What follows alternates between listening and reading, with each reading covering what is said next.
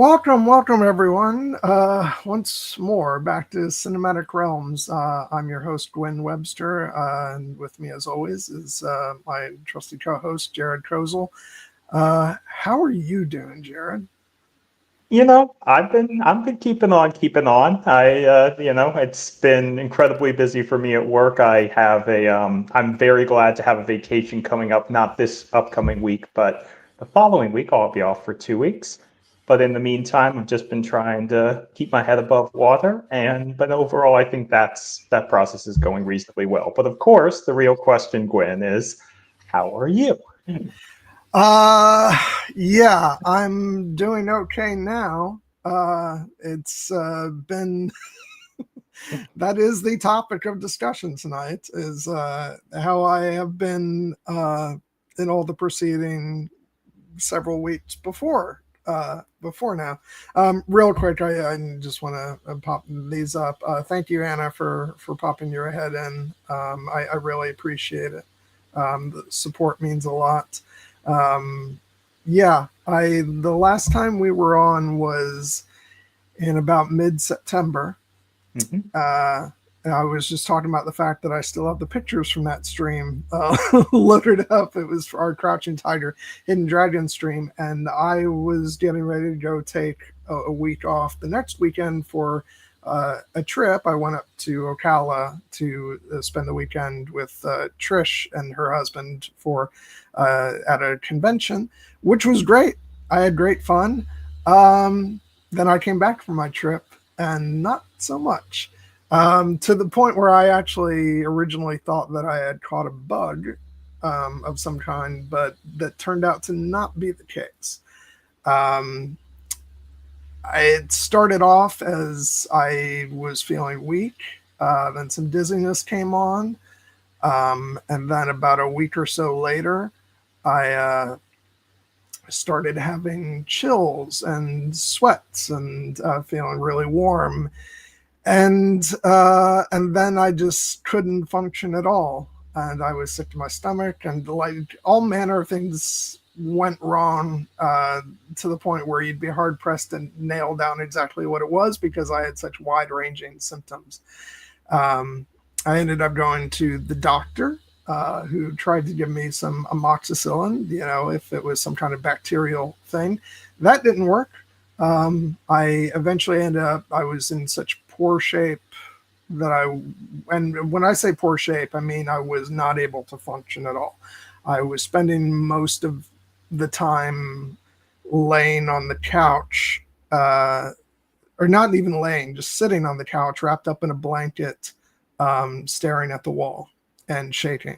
And sleep was not helpful because I was waking up after sleeping at night with um, feeling very anxious, which should have been the first tip off. And then that proceeded into me having nightmares and other kinds of bad dreams at night, so that my sleep, even when I got it, was restless. I'm still having a little trouble with that. Not so much nightmares, but still like dreaming a lot more than I usually do.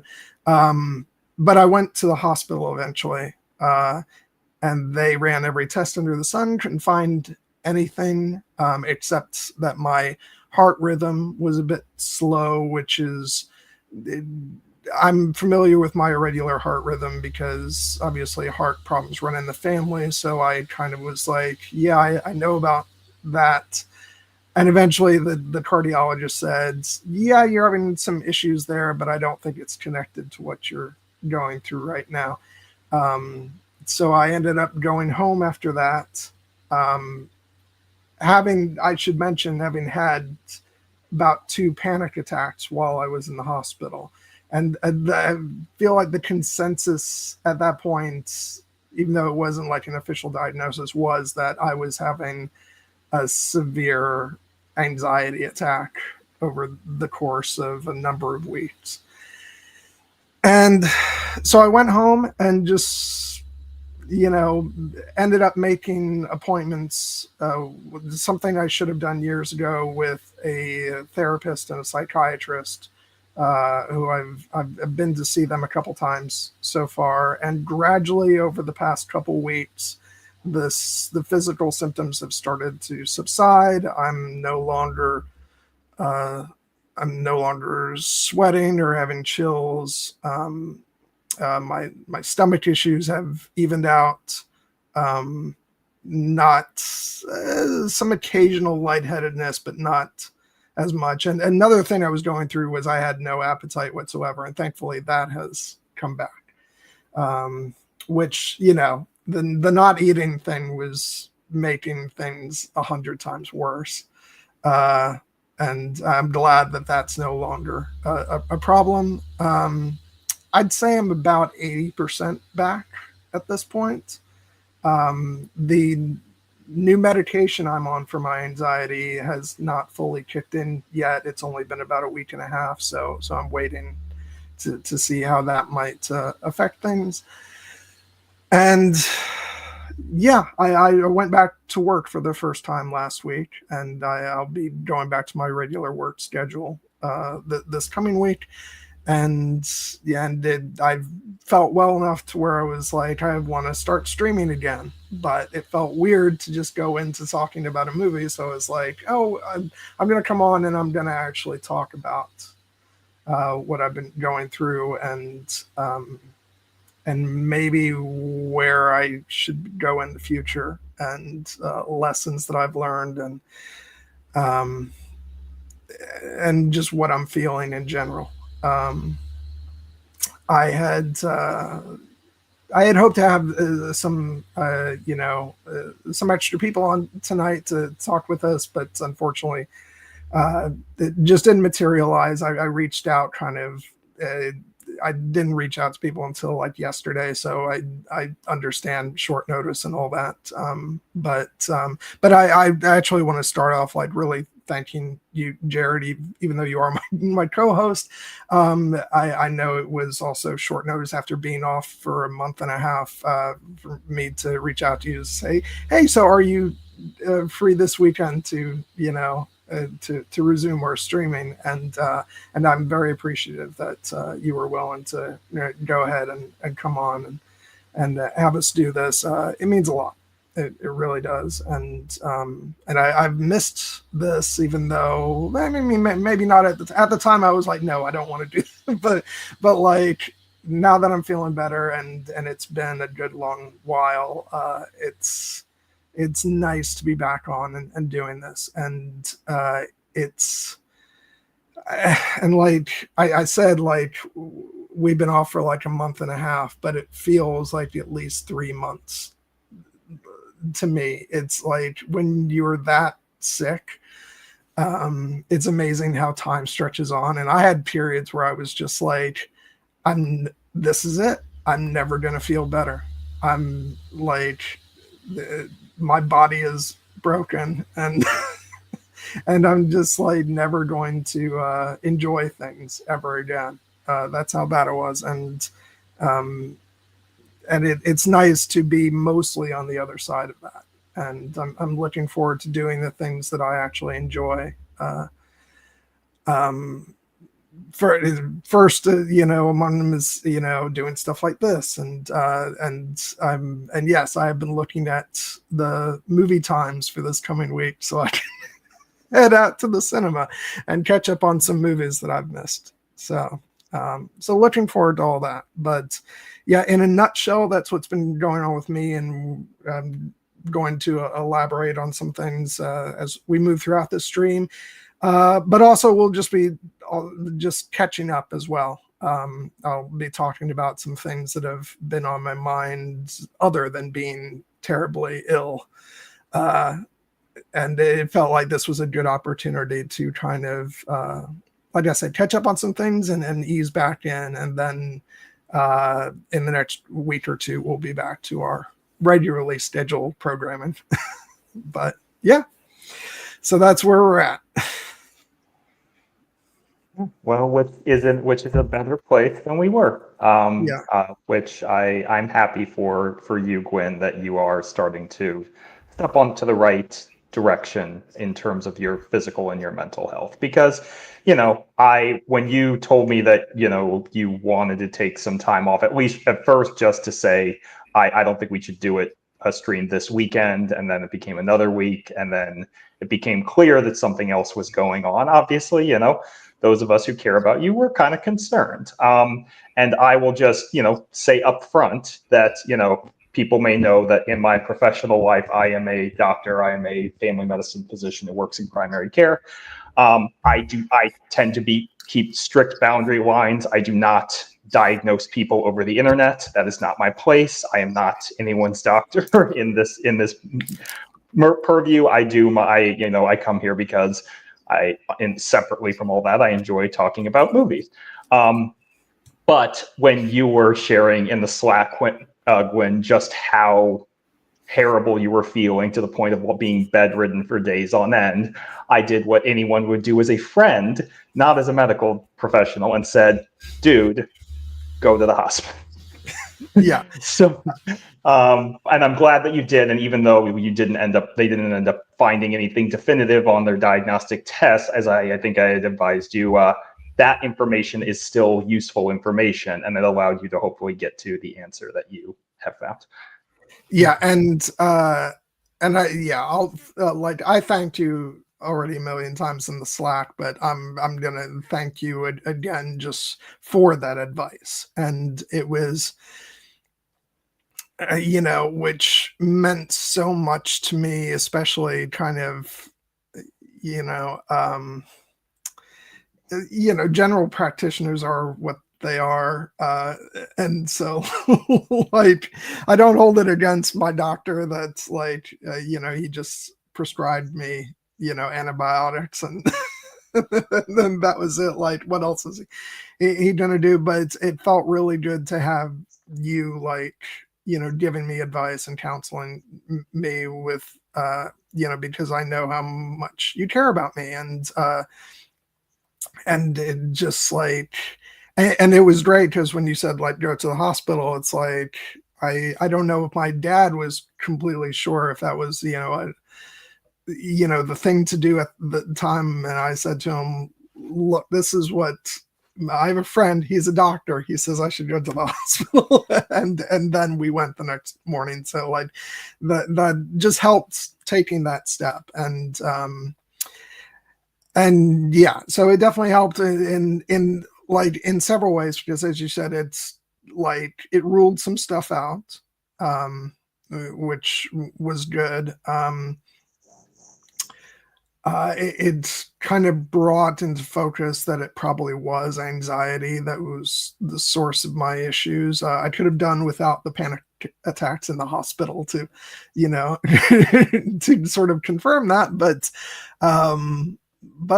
these things work out the way they do. And it wasn't like I only stayed one night in the hospital, and it wasn't I have a newfound respect for what my mom went through all those years, because she was in and out of the hospital for years. She when she was getting her transplant, she was in a hospital for months. It's not fun. It really is not. And so I'm actually, I'm glad it was only for the one night. And I'm glad after that things started to improve slowly. But yeah, this was without a doubt, it has some competition, to be sure, but I feel like it was probably it's one of the top two contenders for worst month of my life. The one that comes second to it was ironically another October, which was the month after I lost my mom, which was a completely different kind of pain. But yeah, it's awful, just god awful. And I never realized before the extent to which anxiety could have an effect on your physical body in that way. Because I went through depression when I was younger, which is really the first time I should have been talking to a therapist. But that manifested just in me, like, feeling miserable, having intrusive thoughts, like being sad, and um, and sort of feeling that sort of anxious feeling. I think it's the cortisol like running through your system, and so, but it didn't have these kinds of draining effects where my whole body just felt like it wasn't working right. So this was a first for me, uh, and I'd like to avoid going through anything like it again. So hence why, like, while I was in the hospital, I said to my dad, "Okay, you know what? F it. It's time for it's time for me to start talking to someone, to a professional, and work out the issues that have been plaguing me for a long time, and honestly, just the issues that just ramped up 3 years ago when I lost my mom, and uh, and then all the stuff that I've been going through this year, which has been good from a personal growth standpoint, but bad from an anxiety standpoint. um, I don't know if I like come out and said it so plainly. I know I've like obviously the name of the channel, and I've sort of obliquely referenced it, but I'm just going to say it.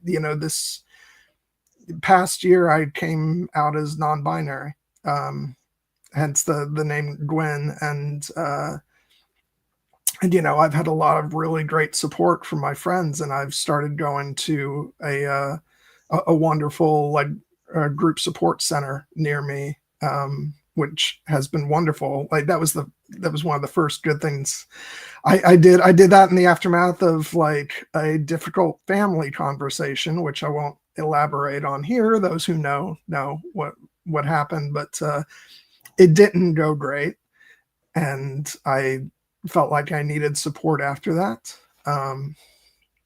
Especially with how scary things are right now. I would have liked better timing to sort of come to this self-realization with the state of the world. But these things happen when they happen, um, and so that really,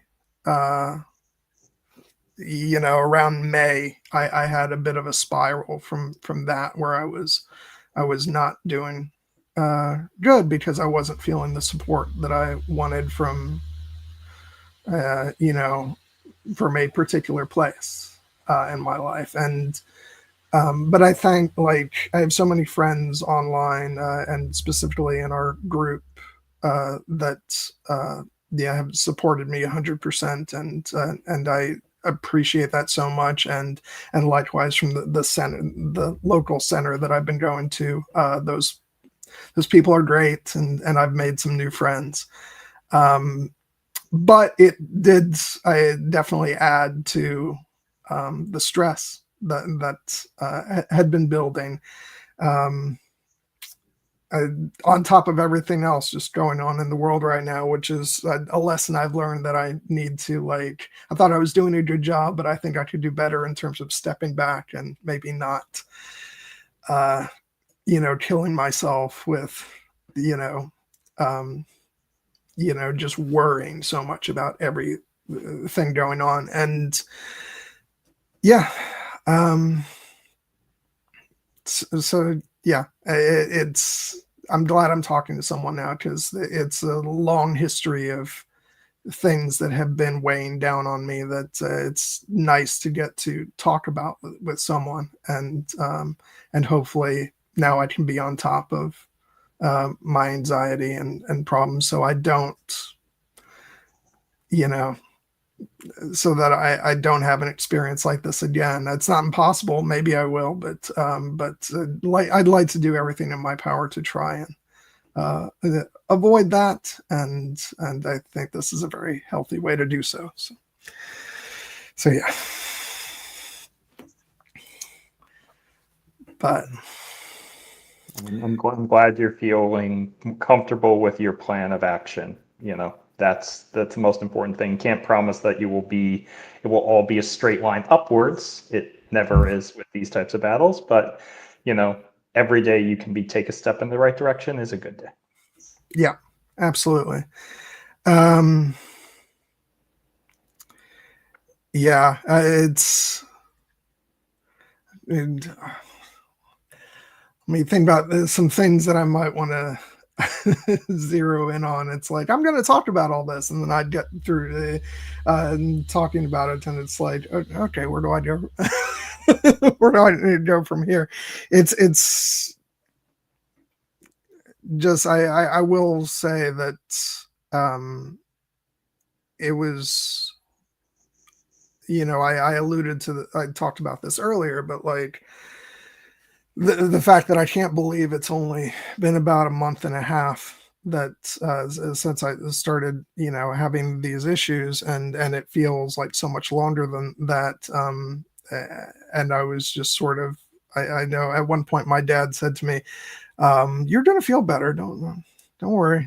You'll be okay." And I'm like, "That's easy for you to say. You're not in the middle of it." And and I was just like, it just felt like it was going on and on and on. And it's amazing how time dilation works like that, where everything can slow down to a crawl when you're absolutely miserable.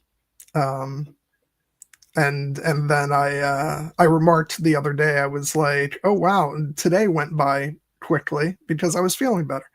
Um, so it's yeah, I'm real.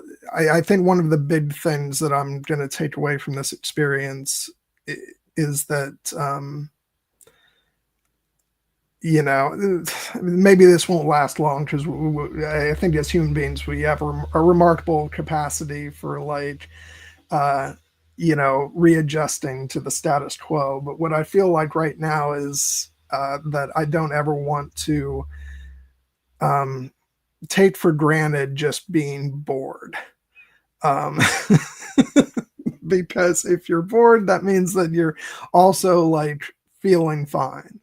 And then like, I want to appreciate that moving forward. Like to be in good health is like a major wonderful thing. And then if I happen to not be doing anything particularly fun on a given day, I want to at least be able to say, well, at least I feel good. um, and yeah, like I said, I will probably readjust to feeling fine again soon enough. But right now, that's where I'm at, where I really want to appreciate stuff in a way that I don't think I was before. And you know, and hopefully use this as incentive to make some changes in my life in a way that I wasn't. Again, I think the fact that I'm talking to a therapist now will help. For a long time, I've kind of been standing still in my life, and sort of spinning my wheels in a lot of ways. And maybe by talking to someone, I can work out, a lot of the issues that I've been going through that maybe have contributed to that. Um, and I'd like to, to have gone through something like this, and I'd like to be able to say, okay, but that was a line, sort of a line in the sand where I got past that, and it helped me resolve to do some things differently. So hopefully that'll happen, and this won't just be something that I get over and go back to the status quo. But I don't think it will, because again, now that I'm like actually talking to someone, which is something that, like, at the very least, I should have done this 3 years ago when mom passed away, and because that is something I've been struggling with majorly ever since it happened, uh, and yeah, so I'm glad I'm finally doing it. And better late than never. First step was acknowledging that there might be something that needs to be addressed, and the second step is taking a step towards doing it. And you just have to keep putting one foot in front of the other on that. front. Again, can't promise there won't be bad days going forward, but Yeah. when you have a support network, it's easier to do with it. And a lot of what you were getting over in the initial was working through how you were feeling about it, and also like the stigma of talking about this openly, which exists and is real. I think it's lessened in our culture since more people are coming forward and acknowledging their difficulties with mental health issues or trauma or anxiety or depression. But that doesn't mean that everyone always is supportive in the way that you want. One of our most common things that we encounter in our day-to-day lives is someone asking, how are you? And the expected answer is supposed to be great, fine, because there is always a small part of us when someone's like, how are you? And someone's like, well, I have this and this and this. And there is a small part of someone's just like, oh shit, you didn't actually want to know. But Well, it I was think funny. that when you have someone who really cares about you, of course, that hopefully they would take that opportunity to stop and listen. Well, it's funny because when I went through what I was going through back in May, um, with like I said, a family conversation that did not really go well about me being non-binary. I went to work during that time, and somebody asked me, "How are you doing today?" And I said, "I'm doing really crappy," because I was like, I just can't. I can't do it. I can't just say the bullshit line of "I'm doing great," because I was doing horrible. Um, yeah. Uh, yeah, like it's one of those things that once you're on the other side of it, once you're actually doing it, it's like everybody should do this. Because we all have things to get off our chest, whether it's affecting us in a severe way or not. Like, it's just better to talk. The after my last appointment last week, it was when I was really starting to finally, like, I wasn't as good as I am right now, but I was starting to feel a bit more improvement, and I just walked out of the appointment and I was like, man, I feel relaxed.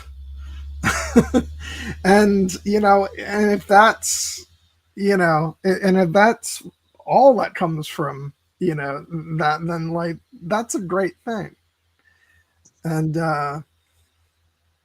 yeah, I think a lot of problems could be solved by just normalizing and talking to someone. And like I've never like had a bad opinion of therapy or like anything like that. I've always known it's a good thing for people to do, but it's like when it's you still have that bit of a hump to get over to be like, yeah, I'm going to do this. I'm going to unpack, the shit that I've been just burying down to a complete stranger. But the thing is, like, after you start, after a couple meetings, provided you find someone good, they're not like a stranger anymore. You start to develop a rapport with them.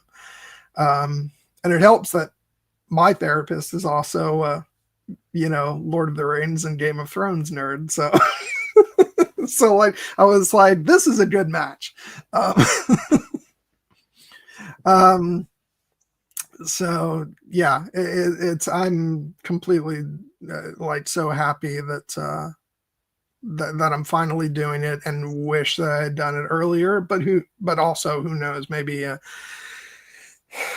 if maybe these things happen when they're supposed to, and like I had to be willing to to take that step, and for whatever reason I wasn't before, and yeah, it took this, which was a really big kick in the ass to get there, but I'm working on these issues now, and that's what's important. So Yeah, absolutely. yeah. Oh, hi, Laura. Thank you for stopping in.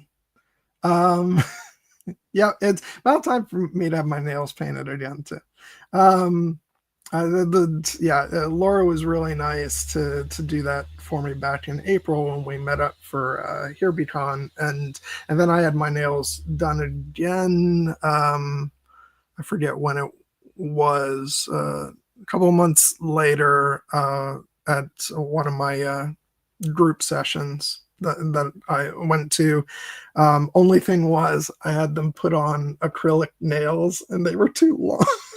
They were too long, and it wasn't until I got home I was like, "This is really not practical."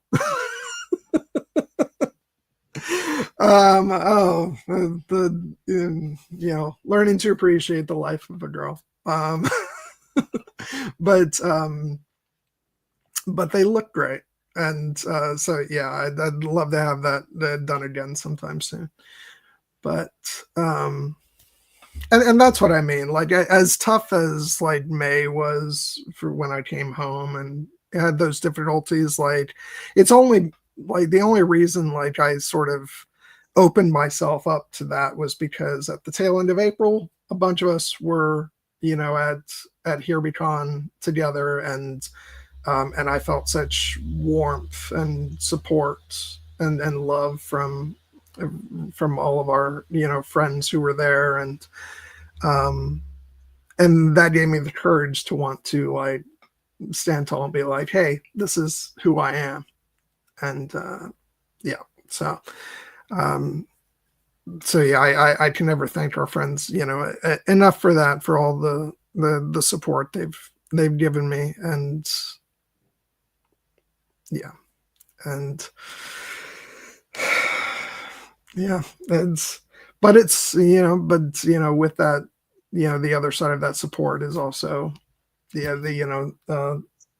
there's also difficulties with, you know, family who's not quite ready to hear that, and also the state of the world, which has been very much on my mind and had me very stressed out,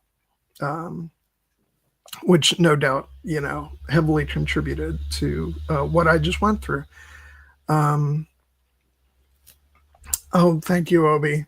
I really appreciate you stopping in and posting this. I love you, man. Um, but yeah, uh, so yeah, I don't. And one of the things that also has been on my mind, I'll go ahead and talk about. Some of this stuff here is, I don't know what the current like situation is with passports and what you can put down as your gender, because I feel like I keep reading that it's one thing 1 month and one thing another. I have to renew my passport sometime soon. I hope I'll be able to you know put down a non-gendered the option on there. That would be really nice. Um, but we'll see what's going on when I do that. Um, I just hope things get better. We don't normally address like political topics head on, but apparently my identity is a political topic. So, I don't want to not talk about it anymore. I chose not to be like beyond changing my name and, on the channel. I haven't been like overtly talking about it because some family members have access to this YouTube channel or are aware of it, and I wasn't like ready to, be sort of, super open about it. But I think mostly the people who, in my family who have checked it out now know, and they're the ones that are cool about it. And if certain other ones find out who might not be as cool about it, well, then that's their problem. I guess I'll find out when I go visit them all this Christmas. I will probably be feeling a certain vibe if certain people have found out. But But I especially want to send out love to my godmother, who has been like my number one supporter within the family with regards to this. I mean, she's really one of the only people who's known for a while, but like, but she's the type who has been completely supportive, loving, and wasn't going to like tell anybody else until I was ready. And I've now expanded that to her daughter. Now knows, and she's a really sweet person too. And you know, it's I'm getting to the point where I'm less and less. I want to be less and less guarded about it, because it'd be nice one day to get to the point where the whole family knows and they can just deal with it. But I don't know. We'll see. But yeah, so and the reason why I didn't necessarily expect to get that much into this particular aspect of what I've been going through, but it's just something that I want to talk more and more about it, the more that I've sort of accepted it as a part of myself. I'm still trying to figure out exactly like how to express it myself. It's kind of started off very, I started off with, trying out some clothing, oh, wow, I've really gotten experimental. I've gone with some pink shirts. It's not exactly the boldest of statements, but it's tricky when you live in Southwest Florida. It's like, how much of a statement can you really make? And so I've been trying to take baby steps. The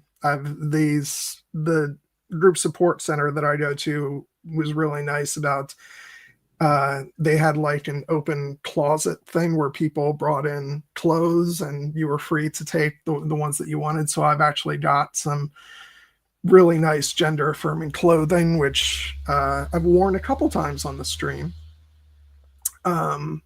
So getting to do more with that. So learning to feel comfortable with that, and just being more myself. Anyway, so yeah, well, like I said, I did not expect to go necessarily so much into this particular angle of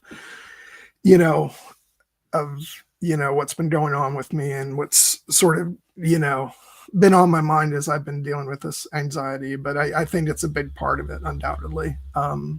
So yeah, I don't want to be, especially on the channel, I don't want to be like guarded about it. I want to be open because this is my channel and it's who I am. So yeah.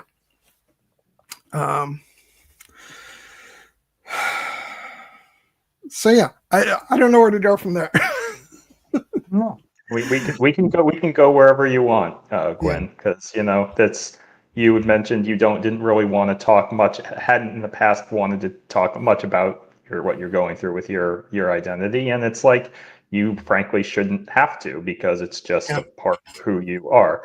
And that is not the purpose of this channel. Ostensibly, the purpose of this channel is for us to talk about things we love, namely movies and TV shows. And what small viewership we have, that is primarily, what we're deigning to serve them. So, but as you said, you shouldn't have to feel the need to hide, and so, it's, this stream and this channel obviously is kind of your opportunity to express whatever it is that you feel comfortable sharing publicly, and nothing more. You shouldn't feel the need to, you have to open up past what you're comfortable in a public setting, because you don't owe anybody that.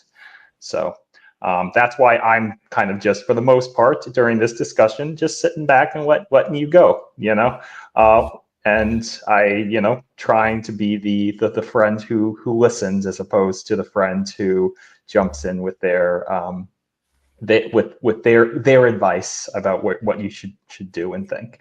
So, and I think that you, as you said, have a plan, and that plan may get disrupted at some point, but don't feel the need to, be accountable if you have to change the plan. Yeah.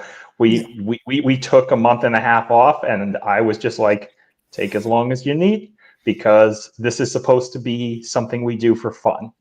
Neither one of us is making any money off of this. This is not our profession. We have no obligation to deliver our thoughts on these movies and shows to the world. It's something that we do because we love it, and it should be something that we enjoy. Should be a source of hopefully positivity and happiness for both of us and for our viewers, rather than a source of stress. So I hope that it feels like that way to you and to our viewers. And if it ever doesn't, then perhaps time to step away again for a little bit. Yeah. But yeah, as it's, I will say, as to sort of tie it back into, because we like to talk about movies and TV show. You all may have realized a certain bent to some of the different clothing I have been wearing. Like, this is one of my favorite shirts, and it is, of course, Ivy and and Harley Quinn. From their TV show, which is one of my favorite shows. Absolutely. And if you haven't been watching it, either because it's animated or whatever, please watch it, because they are Harley and Ivy are relationship goals. Seriously, I love them so much. And I do have I have to I bought it a size lower, because the plan was for me to lose some weight, which ironically, me being sick for the past month has helped me get closer to that. I've lost a couple pounds, but when I get closer to where I want to be, I've got a She-Ra shirt, because over the past year, I also finally caught up on the Netflix series She-Ra and the Princesses of Power, which is also a phenomenal show. Just the characters in that are so amazing, and I don't know if we'll ever talk about it on the channel, but maybe one day. But yeah, I can't wait to wear that shirt, and a bunch of other stuff I've gotten, and so yeah, and just it's nice having a more and again, I recognize that just getting some sort of just wearing shirts that are more centric towards female aimed properties isn't necessarily the most revolutionary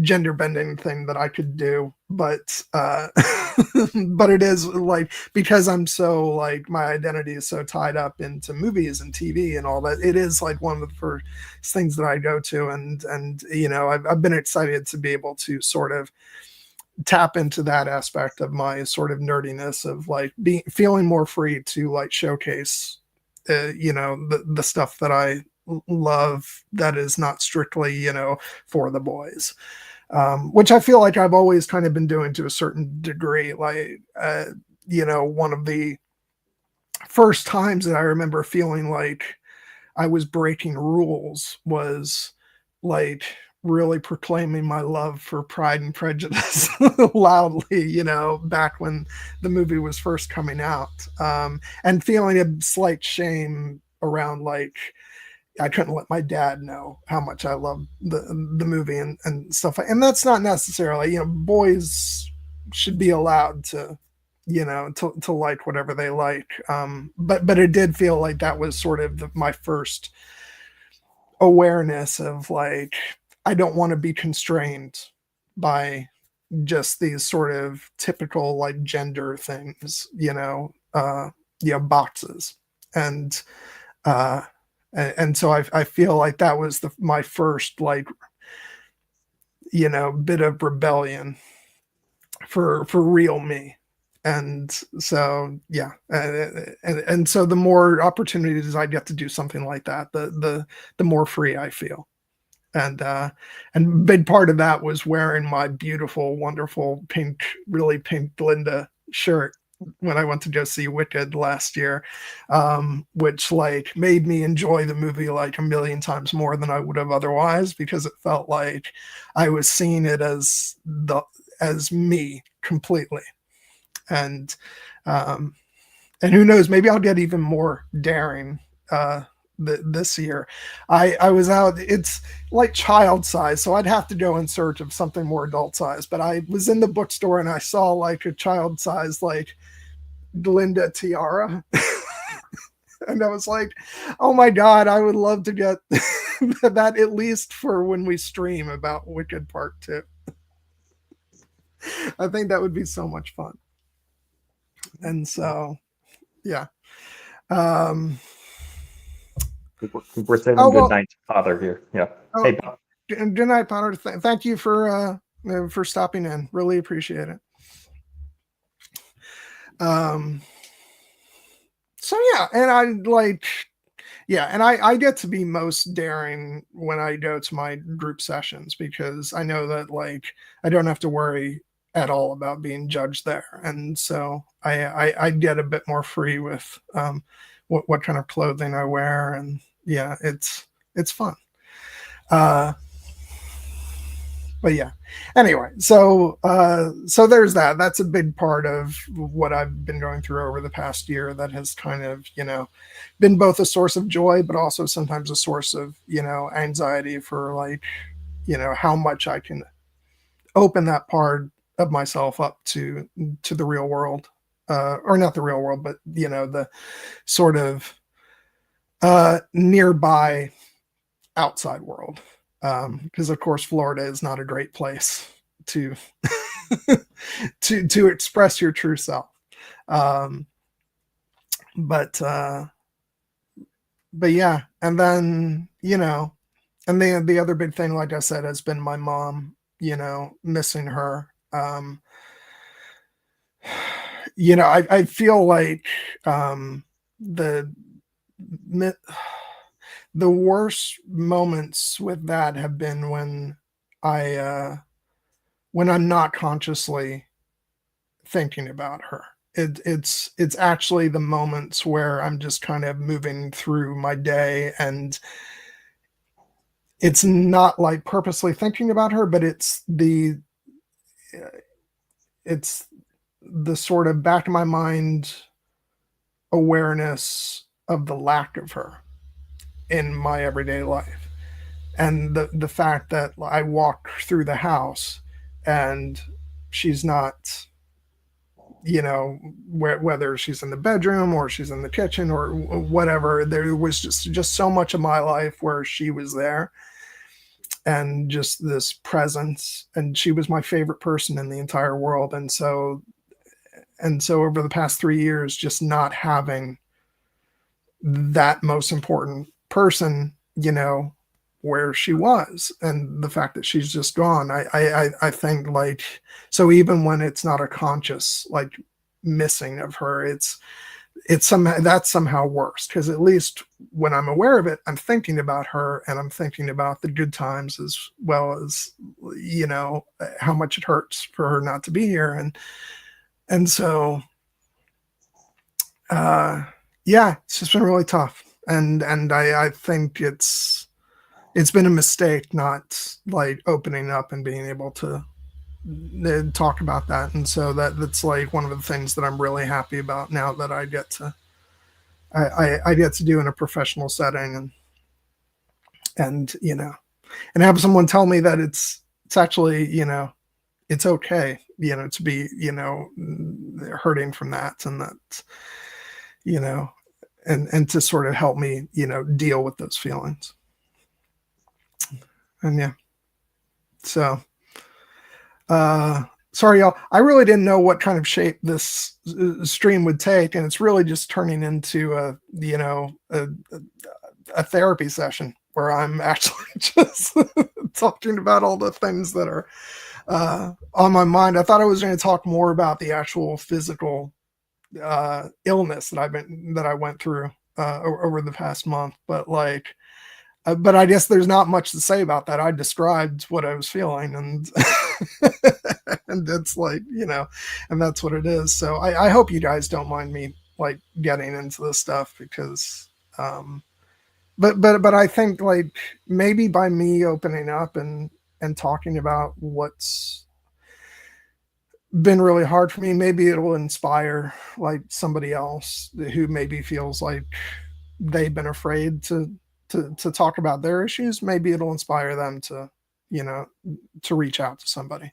Um, you know, uh, and if not, if it's just me airing some stuff, then fine. This is the kind of thing I should be doing. Maybe not on, maybe not on a YouTube channel, but still.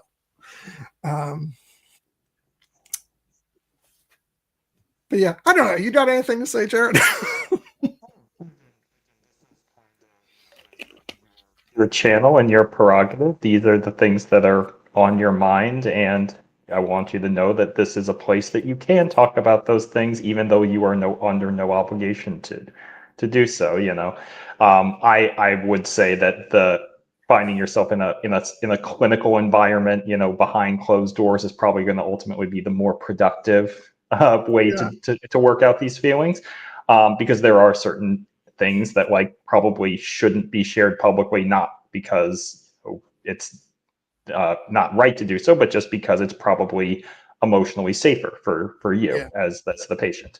But yeah, I think that overall, especially, you've talked a lot about how much you miss your mom, and I know, like, I feel like that is something that anyone could relate to.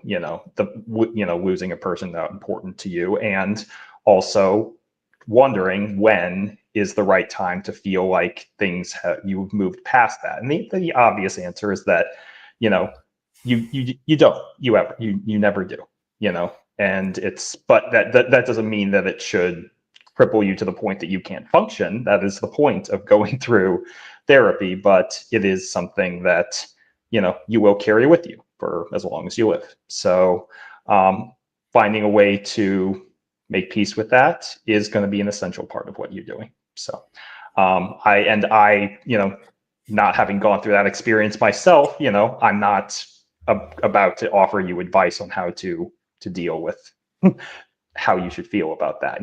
I obviously have lost people in my life, but never one of my parents. So that is something but there are people out there who have, and I'm sure that they appreciate you being honest about the fact that it's not something you just get over. yeah. I've been pretty, and even though I think it would have been helpful for me to again talk with someone about it, I've been pretty firm on the idea that I don't really like. I'm fine with it not feeling like as much of an open wound, but I also don't know if I ever want to stop feeling the hurt from my mom's loss because it's like, because it's a big freaking hole in my life. And I don't ever want to get to the point where I'm okay with the fact that she's not here in a way, if that makes sense. I don't know. Maybe that doesn't sound completely healthy, but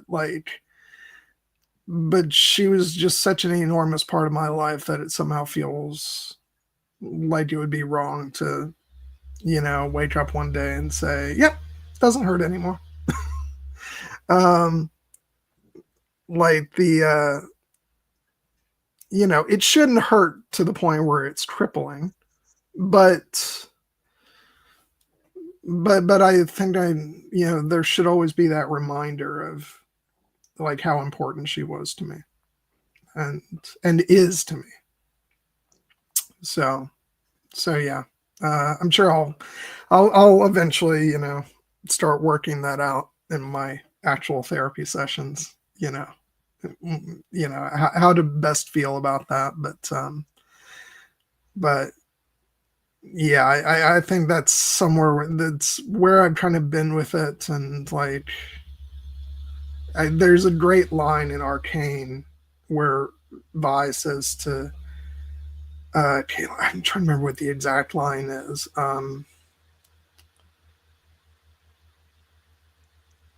I don't remember the first half of the line, but it's like, you know, you can never fill that hole, you know, that a person's death leaves, you know, it gets better, you know, and, you know,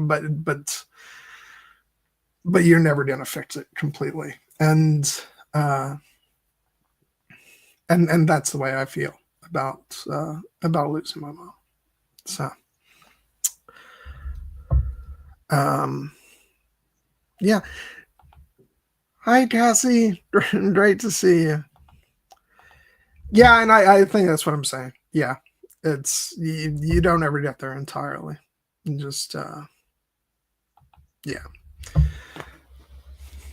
But yeah, no. So Cassie, what you missed was me basically you know, uh living out an online therapy session where I'm just talking about the stuff I've been struggling with.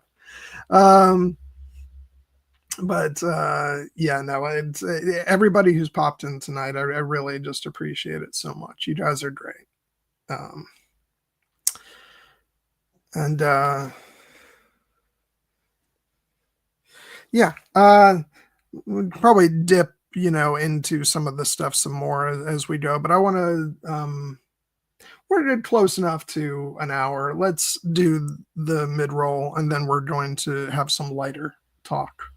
Um, just because this is still cinematic realms, and so we're still going to talk about some, you know, movie and TV stuff. Yeah, so we have plans for the weeks ahead, which are, some of them are tentative, some of them are locked in. It's will depend on like different vacation schedules and stuff like that.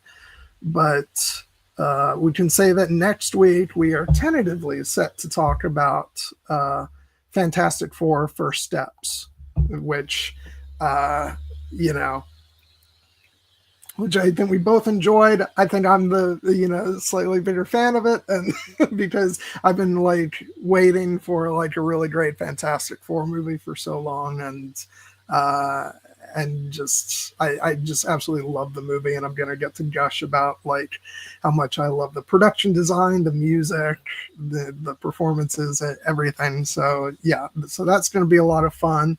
The week after that, we are absolutely going to be talking about the second half, finally, of Alien Earth, which unfortunately we talked about the first half before I got sick, and we never got to wrap it up. And like our Alien streams are like they're our lowest watched streams overall. So the fact that it's now been such a while since the show ended, I'm sure those numbers are going to be even lower, but I don't care. I want to talk about it because, oh my God, that show is so great. And then, sorry, go ahead. I know I said maybe more people have had a chance to keep up on the show. Who knows? Maybe. Then the week after that, again, tentatively, depending on schedules, we're set to talk about Superman, which, you know, it's been something we've been gearing up to for a long time. Oh, by the way, as long as I'm talking about those two movies, I'm going to show off my beautiful steel books for both films, which, like, Amazon took mercy on me because as I was feeling terribly sick when these arrived, they both arrived in absolutely wonderful condition. So, so I'm really grateful for that because, you know, that just would have been salt on the wound. But yeah, so, and then on November 30th, and this is locked in, we absolutely will be doing this. We're going to be celebrating the 20th anniversary of, you guessed it, Pride and Prejudice, which it's actually like a week after its actual anniversary. But what waiting gets us is that we'll have been able to watch the new beautiful 4K release. So I think it's worth waiting an extra week for that. we had obviously, we had planned to do a much better like month of Pride and Prejudice with talking about the mini series leading up to the 20th anniversary of the Keira Knightley version, but it's damn it, I got sick and and it pushed a lot of things behind. So we're gonna save that for another time. And just focus on the 20th anniversary of the version that Jared and I love dearly, and I can't wait. It's going to be a blast. And then for December, we've already got our stuff scheduled in. We'll be streaming for 2 weeks in December. On the 7th, we'll be doing our review of Wicked for Good, which I can't wait for. Hopefully I'll be wearing that Glinda tiara. I don't know how well maybe I should get a blonde wig to go with it because, it's going to be a little weird just on a bald head, but, and then on December 14th, which will be our final stream of the year, probably, we are going to be celebrating the 10th anniversary of Star Wars: The Force Awakens. Which I'm really excited for, just because, not only because I love the movie, but also because I have such fond memories of the experience of that movie coming out, and just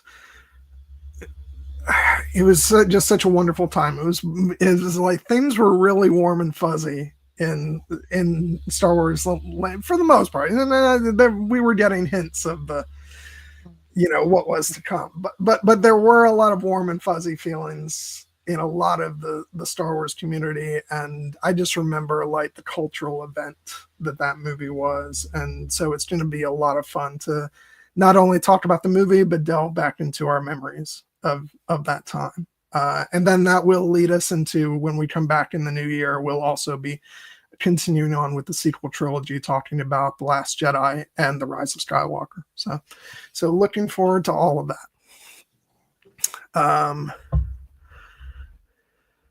Let me see. I'm just catching up on some of these, what some of you guys have written.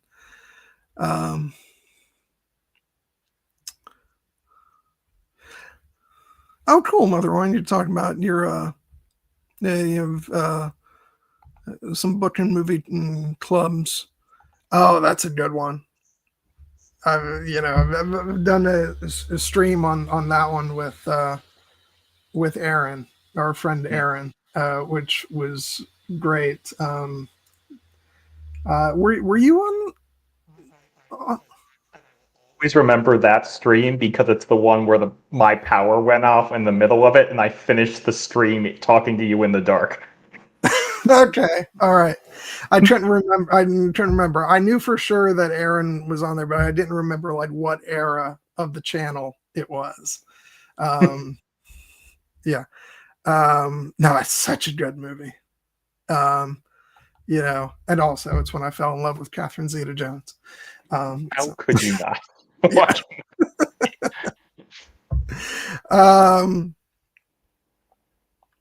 Yeah. Okay, we're oh yeah, we were talking about the schedule. All right, yeah, and so that's what's going on. We've got the rest of the year planned out, so so that's great. And then in the new year we'll be catching up on some stuff that I had wanted to talk about this year, but we lost a month and a half. So so yeah, so some things will be getting pushed. Okay. So anything you want to say for the mid-roll before we dive back into the main conversation? Yeah, no, I'll just own up to the fact that when we say certain streams are tentative, specifically the dates for the Fantastic Four and Superman, that is me. That is my fault because on the next weekend on the 9th, I'm going to be running in the local Monterey Bay half marathon here. So I will be doing that in the morning. And then there's a bunch of family and friends who are going to be in town, and I'm sure they're going to want to, do something. So I do still want to try to talk about the movie on that day, but it may end up being a shorter for us, relatively, stream just because I won't have unlimited time. And then on the with the Superman, I'm going to see one of my sisters in North Carolina for an early Thanksgiving, and I will be flying back on that day. And I will be coming east to west, so I will be gaining time, but it will still, if there is a flight delay or something, because people may have heard there's some crap going on that's affecting flights in this country. Really? Then it's possible that might get pushed as well. But the other dates, I'm very happy to have locked in. Alien, Earth, even if we have no one watching on that stream, like, we have thoughts we got to get off our chests about that series, because I loved the way it wrapped up, and we haven't heard anything about the season 2 yet, but I thought that season 1 ended in a very satisfying way. I obviously cannot wait to talk about Pride and Prejudice. That is the first stream that Gwen and I ever did together, all the way back in April of 2020. It is one of the things that bonded us as friends when we were already, vibing over our shared opinions on Game of Thrones, and then we figured out, oh, we both love Pride and Prejudice. Maybe we should hang out more. And then yes, Wicked for Good. I'm looking for I've got a lot of movies I'm looking forward to as this year wraps up. But I credit you, Gwen, for inspiring my enthusiasm for Wicked, because I think that it's a movie I would have always went to go see, but I think you kind of unlocked the fact that there's even more to appreciate than you might see on the surface. And then obviously, me being the Star Wars guy that I am, I cannot wait to talk about The Force Awakens, and especially the rest of the sequel trilogy early in the new year, including The Last Jedi and my dearly beloved Rise of Skywalker. I feel like the streams have been effusive whenever we talk about Star Wars. They will definitely be so for the sequel trilogy, because I love it. I love all of it. And I will also note that, as you mentioned, the positivity that was in the air at the time of The Force Awakens, I will just own up to the fact that at the time that movie came out, I was going through some stuff related to the kind of the anti-prequel backlash around the time.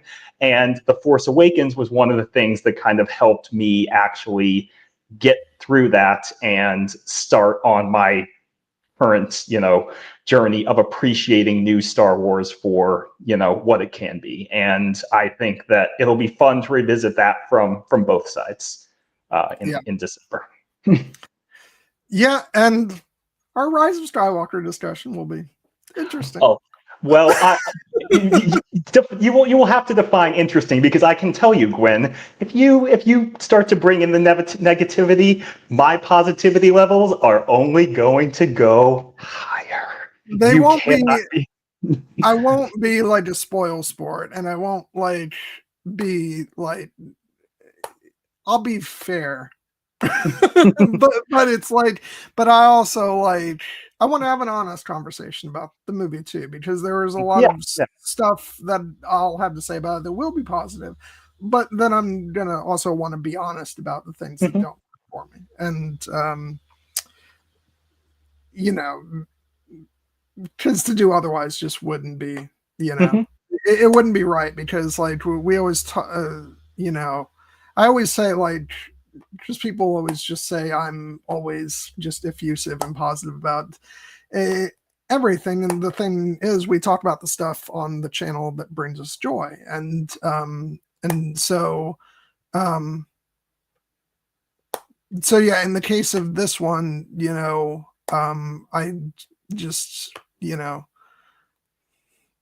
I don't know, I definitely will not be getting down on the movie or anything, but I want to have an honest account of my feelings about the movie, and then at the end of the day, there will be stuff that I will sit here and I'll talk about how beautiful it is. I can't wait until we get to the "Be With Me" sequence, which just and I should save that for when we talk about it, but especially when you hear it when Liam Neeson's voice comes in and says, "We stand behind you, Ray," and it's like, oh God, it's great. So like, yeah, so I'm going to be fair with the movie. It's just like I made no secret about the fact that there are certain things for me that don't work, and the same can be said of The Last Jedi. I think the ratio is much different, but there's stuff in that movie that I'm kind of like that doesn't hit as amazingly well as other things in the movie do, and so yeah, I think like it would do a disservice to like all the stuff that I am like endlessly effusive about if I wasn't also honest about things that don't click completely for me. So yeah, I think it's going to be a great conversation. I am looking forward to it. Yeah. No, I would never not want you to be honest, and I do think we will have a very productive conversation because as Cassie points out here in the chat, you can be critical about something, you don't have to love it, but you can also appreciate things. Being critical doesn't mean you're attacking someone who has a different experience. And I think that's 100% right.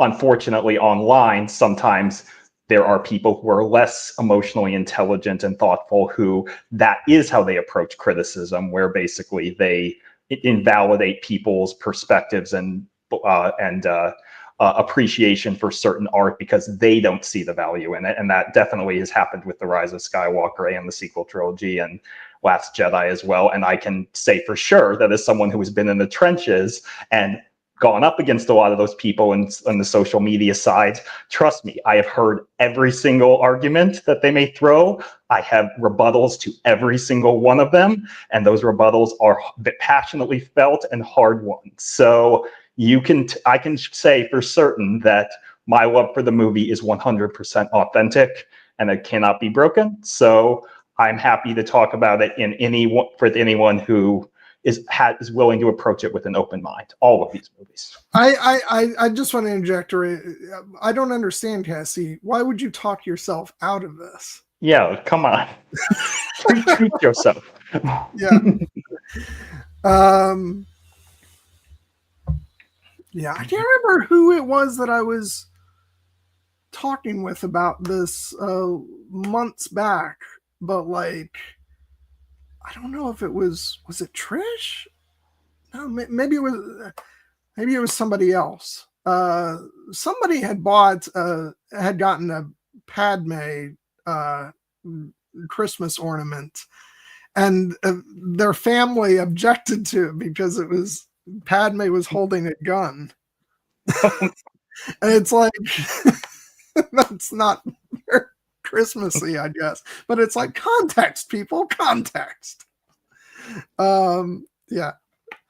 But anyways, I wanted to interject because you guys were talking a little further up about the books you guys are reading, and you mentioned some Jane Austen works, and you mentioned the story of Lady Susan, and this perked my ears up because I'm like, I don't know if you guys are aware, but there is a film adaptation which was actually takes its title from another Jane Austen story, but it is the Lady Susan story. It's called Love and Friendship with Kate Beckinsale, and it's splendid. It was one of my favorite movies of 2016. I think it's one of Kate Beckinsale's best performances. She's just deliciously devious in the role as Lady Susan, and I just thought I would recommend that to you guys if you enjoy the story and want to watch a film adaptation. I'm sure it's available for rent online. Again, it's called Love and Friendship. Check it out because I feel like that's one of the Jane Austen adaptations that's been a bit under the radar. And I thought it was great fun. It's not as good as it's not up there with like Ang Lee's Sense and Sensibility or Joe Wright's Pride and Prejudice, but it's a very wonderful little film. So yeah. Have you ever seen it, Jared? Not, but at some point in the past, month or two, I was watching a YouTube video like ranking the best Pride and Prejudice or best Jane Austen film adaptations. Expecting Pride and Prejudice to be near the top as it deserves, and Sense and Sensibility, but Love and Friendship was one of the ones that was mentioned. And when I saw that it featured Kate Beckinsale being, deliciously, if not evil, then at least cutting, I was like, that's going on the list. I'm gonna watch that at some point. Yeah, that makes me really happy that it was mentioned, because I feel like it is like one of those that gets forgotten. So that makes me happy.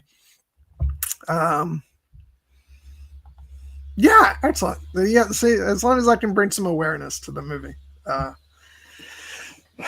Okay, so let's dive back into the main stream, where we're still like, in the vein of talking about what I've been going through, but we're going to take a lighter angle with it, and we're going to talk about the stuff that I was enjoying. Seems the wrong word, because I wasn't really enjoying anything, but I was taking in certain things, and now we can talk about them briefly, even if some of those things we're going to have bigger discussions for in the weeks to come.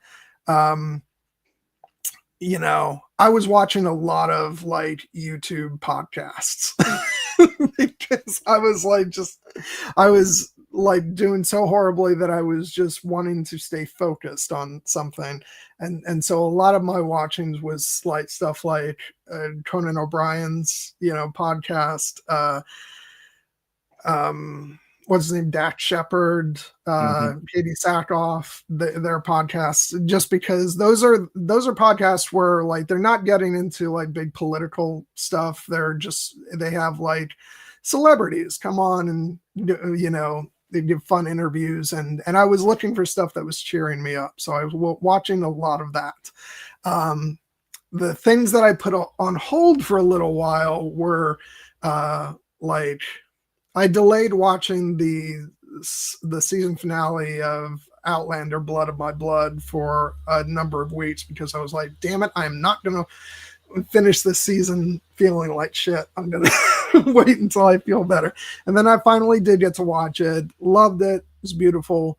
One of the things I did get to watch while I was still not feeling super great, but one night I felt good enough, was I watched the finale of Peacemaker season 2. Which you said you've seen the first season, right? I've seen the first season. I have not watched the second season, just because I wanted to rewatch the first season, and I have not had time. But I've heard about it through the grapevine. Like I heard about the big twist of season 2, and I'm like, that tracks. I freaking loved season 2. I have heard since that apparently the finale was divisive. But since I was not really looking at the online discussion, I loved the finale of season 2. I thought it paid off, like all the relationships and stuff. I was a little confused about one character's sort of, what felt a bit like an about face kind of turn. But in retrospect, it made sense. But I'd like to watch the season over again to sort of track that character arc. But I'd say 99% of the finale worked wonderfully for me. And I do want to say a character who, like, I'm not going to spoil anything, but oh God, what's the actor's name? Hold on, I'm going to pull up his name right here. Okay, Tim Meadows. He's in season 2. And I remember I was a bit of a grouch when he guest starred in an episode of The Mandalorian, because I was like, oh, this feels too much like a celebrity cameo to me. But it's all that problem with that show. But here's the thing, it's all about context.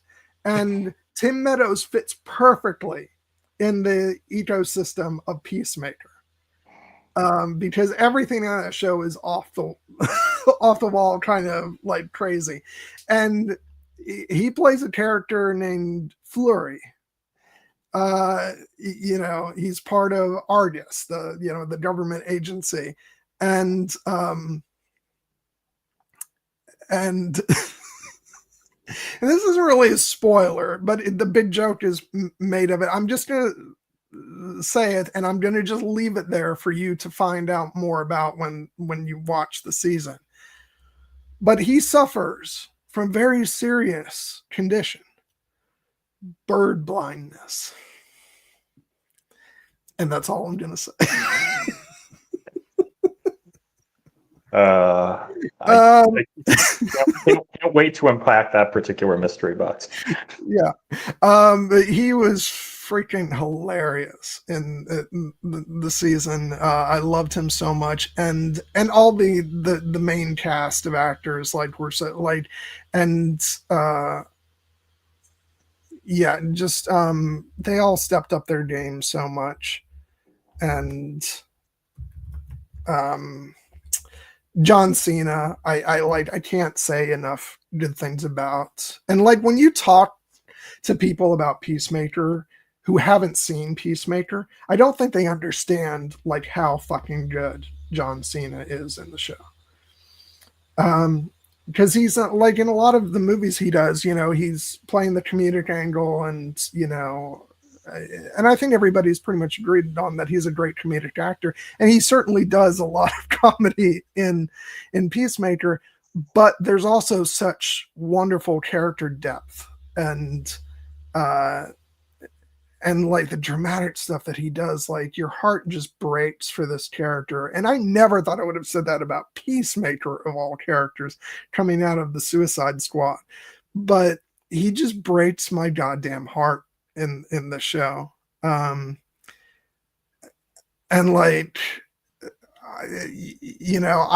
for me, he stands in terms of people who have been wrestlers, sort of breaking through into acting. I'm now as impressed by him as I was by oh god, Batista. Who's our guy? Batista. Just these are guys who have been wildly underestimated in terms of what they can actually do in front of a camera. And I'm absolutely blown away by their talent. And apparently, this looks like it actually may be the final season of Peacemaker, and the end of the season actually is a launch pad into where other stories in the DC universe are going to pick up. But regardless of what form it takes, I can't wait to see, where these characters all go from here. And I hope they play big freaking roles in the DC universe, because they're fantastic. So yeah, it's kind of hard to talk about without you having seen the second season yet, but I just had to gush about it because I think it's absolutely fantastic. Yeah, no, I mean, I'm looking forward to watching it when maybe over my vacation I'll have a little bit more time, but I don't think you have any fear about continuing those characters, because I think that James Gunn loves them dearly. He has said as much. And I think that Cassie is absolutely right when people are surprised when former wrestlers can act, because, yes, there is a high degree of performance that goes into a lot of what professional wrestling is and does. And, and you see that both in terms of their physicality, but also in terms of their emotional range that they can convey. And obviously some are better at it than others, but I think, as you were saying, Dave Batista, I just think is he is even transcended that. He's just a great actor, period at this point. Yeah. And John Cena, I think, is, like I said, I've always been impressed with what his willingness to commit to the bit in comedic performances. But the first season of Peacemaker definitely showed that there is more that he can do, and hopefully people will give him that opportunity, as opposed to just shoving him into the next, raunchy R-rated comedy that comes down the pike. Yeah. But that said, I still love John Cena, just playing up the comedy too. Like one of my favorite moments for him is in the Bumblebee movie where he's like, I don't think these guys can be trusted. It's literally in their name. They're called the Decepticons. And you know what? There were no lies detected there. Oh God. But yeah, so that was something that I really enjoyed that kept me smiling while I was not doing well. And then like again, the big things also were getting those Superman and Fantastic Four 4K Blu-rays. Um, I just that was actually I credit Superman with actually being like one of the first things that made me realize that what's wrong with me is probably anxiety, because I turned it on, I was feeling like utter and complete shit, and I wasn't necessarily feeling good when when I was like an hour into the movie, but I started noticing that like my that I was feeling slightly better. And so that told me that actually watching it was relaxing me. And then I was like, okay, so this might be tied to anxiety, and or at least that's making it worse. So I was very grateful to have that movie arrive at my doorstep when it did, because it was a nice, like, even though there's a lot of hectic stuff going on in the movie, it was still very calm and relaxing. And yeah, I can't wait to, like, when we get into that movie, it's like I'll save most of it for that stream, but it's, oh my God, what a fun movie. Mm-hmm. And like I'm one aspect of that movie that I'm loving more and more every time I watch it is Mr. Terrific. It's like, I don't need your help. I'm goddamn Mr. Terrific. Yes, indeed. Oh God. Especially since I've been a fan of that actor since he was a guest star on one season of House. Um, and then of course he was on, the whole thing with X-Men First Class, which, didn't isn't remembered super fondly. But Well, I mean, I'm not I never. because he got done dirty, not because of anything wrong with his performance. Yeah, I actually liked him in the movie quite a Yeah. bit. But and then of course I had Fantastic Four arrive in the mail, which is just one of my favorite movies of the year. Um, and as I mentioned before, like, I'm going to talk about how much I'm just in love with, among so many other things, but with the production design of that film. Like, it is my favorite looking comic book film since the original X-Men.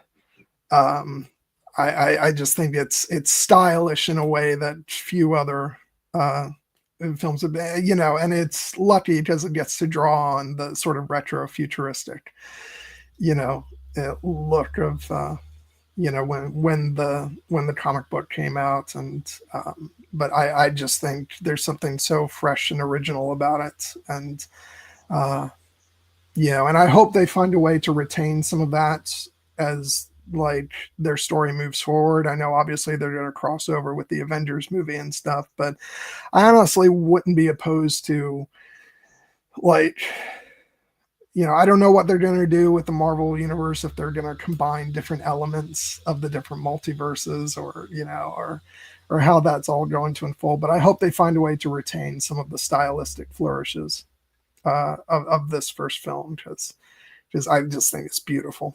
But we'll get into all that when we discuss it. The other big thing that's like, which, and you and I have now talked about doing a stream about this will definitely have to get pushed to the new year. But that I've started reading this for the very first time because of one beautiful deluxe edition came out, and that is the novelization of Revenge of the Sith. And I am fucking loving this book so much. I have wanted to read it for years and years and years, but I wanted to wait. Like, once I found out that this beautiful hardcover edition was coming out, I was like, yeah, I'm waiting for that. because it's going to be really special. And it's just so great because the book is doing like, it's the same story, but it's just different. It's the way it does it is different. It gets into the psyches of the characters. It expands on certain things. Some things are more expanded on in the movie. So it's like a sort of give and take in terms of like the nice companion pieces, but the book also draws a lot on the expanded universe of the time. This was before the, obviously before the Disney, sort of reboot with publishing. And and so it draws on stuff like the other books of the time, and as well as the Clone Wars animated micro series from 2000, like 2003, 2004. And so like things like, it's a different General Grievous than we see in the movies. It's like the badass unstoppable killer of of the micro series. And then just like you get these interludes with the characters of getting into their minds and like flashing back to certain things. There's a beautiful like scene with Anakin and Padme that you get, while they're in the middle of the opening battle, which takes up like a fourth of the book. So like that opening battle above Coruscant has like a whole, the context of it feels so different, and we get into like Count Dooku's head during the lightsaber duel and stuff like that. It's been blowing me away. And so that's something that I think we're just going to do a whole stream about the book. Because it's just like, it's one of those things that like, I can't imagine that it's not going to completely affect my whole understanding of Revenge of the Sith, moving forward, because it's just fucking incredible. So like if anybody has never read the novelization before and you even like the movie a little bit, I'd say it's more than worth reading, because it's just like, it's absolutely incredible. I obviously love the movie a lot, as as our discussion and anyone who's ever listened to me talk about it can attest. And I adore the novelization. It is my favorite Star Wars book ever written, legend or canon, in any context. And I think the reason is that it kind of takes the already incredible story of Revenge of the Sith and kind of reframes it in the context of what it truly is, which is this kind of grand operatic like myth operating on levels of like ancient Greek tragedy, basically, and the way it can delve into the interiority of the characters is truly something special. I read a couple passages of it when we did our Revenge of the Sith stream that have like never left my mind and have influenced what I am thinking about when I'm watching those scenes in the movie. So I think that they are beautifully complementary pieces of art that only strengthen one another. And I will never indulge in, the book is better than the movie or the movie is better than the book. They are better at certain things than the other form, just inherent to the strength of the medium, but they are the same story, and that story is epic. I think I'm not interested in saying which one is better. I mean, look, Lucas is not the best at writing dialogue. I think the dialogue, a lot of the dialogue of the book is better than what's in the film. But at the same time, there's something so pure and fun and operatic in its own way, and like just like popcorn fun about the way Lucas works. And like I'll tell you what the book feels to me. It actually does feel like it feels more to me like a novel that was written like before the film, rather than like a novelization of an existing film. I think it does like a really good job of like feeling like its own thing, that like I think it's much more on par with sort of what we get kind of with the different versions of 2001: A Space Odyssey with the book and film, where they're different animals. and they're both really good pieces of fiction upon themselves, and like there's no mistaking that like when you go from the book to the film, like they both have their own unique styles. Like the film is undoubtedly a George Lucas film, but the style in which the book is written feels like something different. Mm-hmm. I'm not familiar with Matthew Stover's other work, but I'm sure like stylistically it's at home with with his style of writing, and it feels like it does not, like the story is obviously Lucas's. He came up with the story, but the book is written in such a way that it doesn't feel stylistically like a George Lucas Mm-hmm. like film. And I think that's a great achievement. It's truly does feel like something unique onto itself. And so I'm not interested in saying, which is better than the other. I just think it's really fucking awesome that there's two very different avenues to the same story, and that I think they work really well at complementing each other, so that you can draw on the story through both mediums and have a respect for both, and one can feed into the other in a really beautiful way. And so, yeah, I just wish like more novelizations were as like gutsy as this one. Because which is not to say there aren't a lot of good novelizations, but a lot of novelizations play it a lot safer than this one does. Yeah, so I'm just blown away by it, and like I'm not even like halfway through yet, because to be honest, I'm not even in a super rush to finish it because I'm just enjoying it so much. So I'm just kind of like reading a chapter at a time and just kind of soaking it in. But yeah, this is another one of the things that has really helped me through all this, because it's not a very calming story, but but reading, regardless of what you're reading, is a very soothing thing. And so just sort of sitting there and reading each line and getting wrapped up in the story, and like it's amazing how that like sort of regulates your breathing. And that was one of the things that I was going through, was that I was getting really short of breath too. And reading this book has really helped me get out of that and calm down as I was reading. So I'm really grateful for that. And and I think that's why I wanted to talk about some of this stuff, in addition to like what I was actually going through, the stuff that has kind of helped me as I was dealing with it, because I just think it was good timing on a lot of the stuff, that like that I had a book that I really wanted to get into, and it helped me through all this. Just really quick, thank you, Mother Rowan, for joining us. Enjoy The Master of Zorro. God, that's such a fun movie. But yeah, so yeah, I can't wait to press on. I'll probably read a little bit more of it tonight.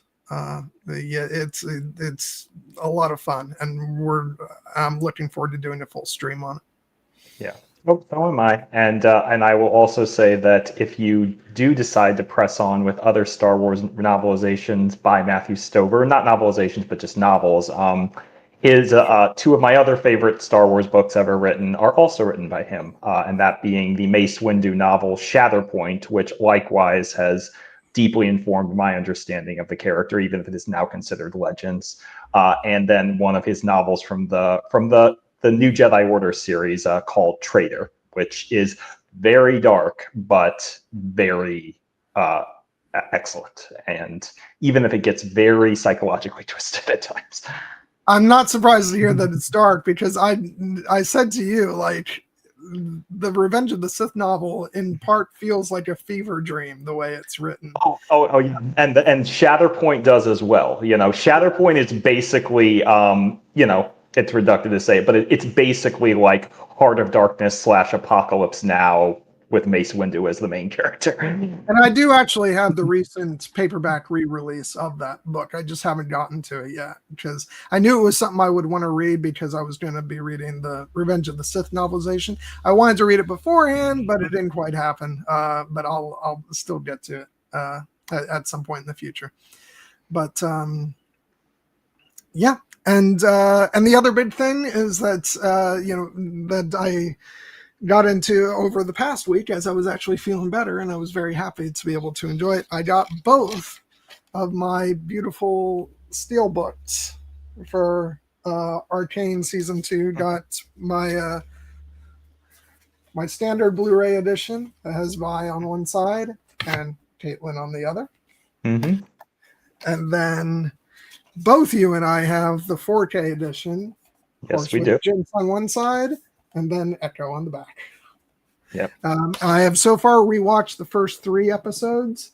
And I've actually been watching them individually. I wanted to take my time with my rewatch on it to soak in each episode individually.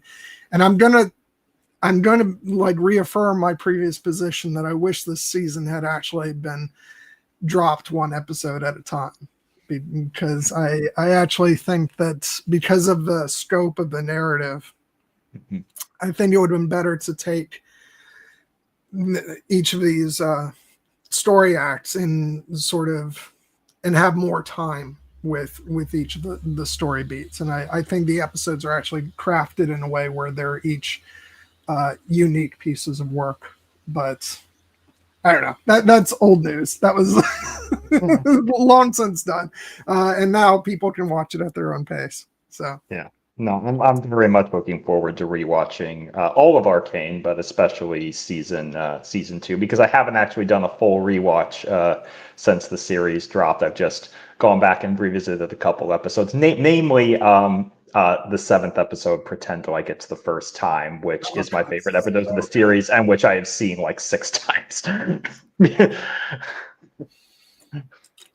There is speaking of the later episodes, there is a video that went up on Katie Loon's Instagram account, and it's also on YouTube, which is a video from the premiere of the final episodes. And it is, of course, the Vi Caitlin scene from episode 8 in the prison cell. And it's a video from the premiere, where that episode is on, and it's filming that scene and the audience, and the way the audience loses their minds during that scene. It is something to behold. I'm going to drop it actually in the Slack after we finish up, because it was pandemonium. They were going insane. Which all of us were. Just great moment. But yeah, it just reminded me of what a amazing fan base this show has, and how much people love it, and I'm just so happy to now have both seasons on physical media, and they're mine. No one can take them away. And yeah, I just love it. Which, by the way, it's why I've got both Vi and Caitlin shirts. I would die for them. So those are other shirts of another favorite couple. But I wish I had a shirt with both of them on it. But they haven't released that yet. But they're still releasing new Arcane shirts even now. So maybe I'll get one. Who knows? Fingers crossed. But yeah, if anybody has not watched Arcane yet, please, for the love of God, get on that. It is such an amazing series. It's one of my favorite shows of all time. And it's a shame Stev wasn't able to join us tonight, because I would have said to him once again, thank you so much for recommending the show to me, because God, I can't imagine not having watched that. And he was right when he was raving on and on about it. And, yeah, I fell in love with that show so quickly. So, but yeah, so that's been fun this week as I've started to feel better. to enjoy that. But there's been a lot of stuff that I've been wanting to go see at the movies that I haven't gotten the chance. You and I talked about this on our phone call the other day. I have not gotten to see what's the name of the Paul Thomas Anderson movie? One battle after another. Yeah, Yeah. I want to go see that. And yeah, and then the only thing that I did miss apparently today was the last day they put out. It was a sing-along version, but I still would have gone to see it of K-pop Demon Hunters. They put it back out in the theaters, but I'll have to be satisfied with watching that at home, I guess. But that's another one that we're going to talk about in the new year. I'm gonna get I'm gonna get Trish to come on for a discussion on that one because she's the one who finally got me to watch it when I was seeing her in Ocala, and yeah, I absolutely love that one too, and I've had the soundtrack on repeat. Yeah, no, it's me happy that, like, given the fact that you were kind of we were kind of joking before you'd seen it, that you were kind of approaching it with a little bit of a old get off my lawn energy because you were not the biggest K-pop fan. But then when you actually watched it, and when I watched it, I was like, oh, this movie is actually, it's got great music, but it also is doing something really kind of cool and special with the story. So it's a movie that I think I think it's going to win the best animated feature at the Oscars. Its biggest competition is probably like Zootopia 2 or something like that, and I think it'll be a very deserving winner because it's the kind of cultural phenomenon that it's hard to ignore, for good reason. I know we talked about the fact that they are going to face some competition for best original song because Wicked for Good is going to actually have some original songs. And Sinners also. Sinners is putting forward the song from the central sequence of the movie, which frankly that would be what I would give it to, that category to, the I Lied to You. But I think that the K-pop Demon Winners would also be a worthy winner for any of its songs. But now it made sense to me why for K-pop they're only submitting one song, Golden, because they don't want to risk like splitting it into like multiple choices for songs from the movie. Which is fine. I think I personally would have also loved to see both. I would love to see the Golden nominated. I would love to see What It Sounds Like nominated, and also How It's Done. I think I would love it if all three of those could get in, but if they're intending to really hammer down and try and get all the focus on one song to hopefully beat the competition, then I think Golden is probably the right choice to go with, because it is the most popular song from the film. Yeah, I don't know. It's like right now I'm like, I want Golden to win, but then Wicked for Good hasn't come out yet. So I'm like, like, given how much I'm going to go crazy over, over the film itself, I may want to hold off until I actually hear the songs from that, because I may be singing a different tune, no pun intended. But yeah, we'll see. I wish there were room for more of those songs, but they've got to hold their obligatory slot for Diane Warren, so it's really down to only 4 slots for everything. Yeah, but so yeah. Although I heard like somebody, I won't call them out. I was listening to a podcast. It was somebody famous. I won't actually call them out, but like somebody suggested to them, and Sinners is probably, going to be one of the big movies, and they were like, "No, I don't think so." You think so? It's a horror movie. They're not, and I'm like, "What the hell are you talking about?" Of course, Sinners is going to do well with the Oscar nominations. Yeah.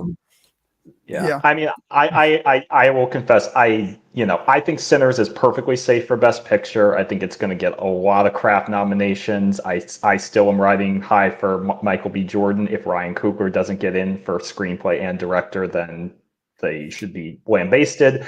But I will note that, I I am taking more and more just the movie, having a strong showing to be the win, because you mentioned One Battle After Another. I did get to see that movie, and even though I personally like Sinners better, I do think One Battle After Another is excellently made. And the moment I saw it, I was like, I think that's going to win Best Picture. So I'm feeling like this is going to be one of those years where I'm going to be excited about the nominations, but not the actual ceremony. yeah. So yeah, it's like, as long as Sinners makes a good showing with the nominations, Yeah. No. I'll be happy enough. Yeah, and to be fair, like after last Oscar year, where the two of us were, until the end, when there was a little bit more of a saving grace, we were both kind of very down on the Oscars that year, after being so high with Oppenheimer the year before and the year before. Funny how that works. This year, I will just say that there are a lot more. I haven't seen everything that's going to be in contention, but it's looking like a stronger year overall, because Sinners is an all-timer.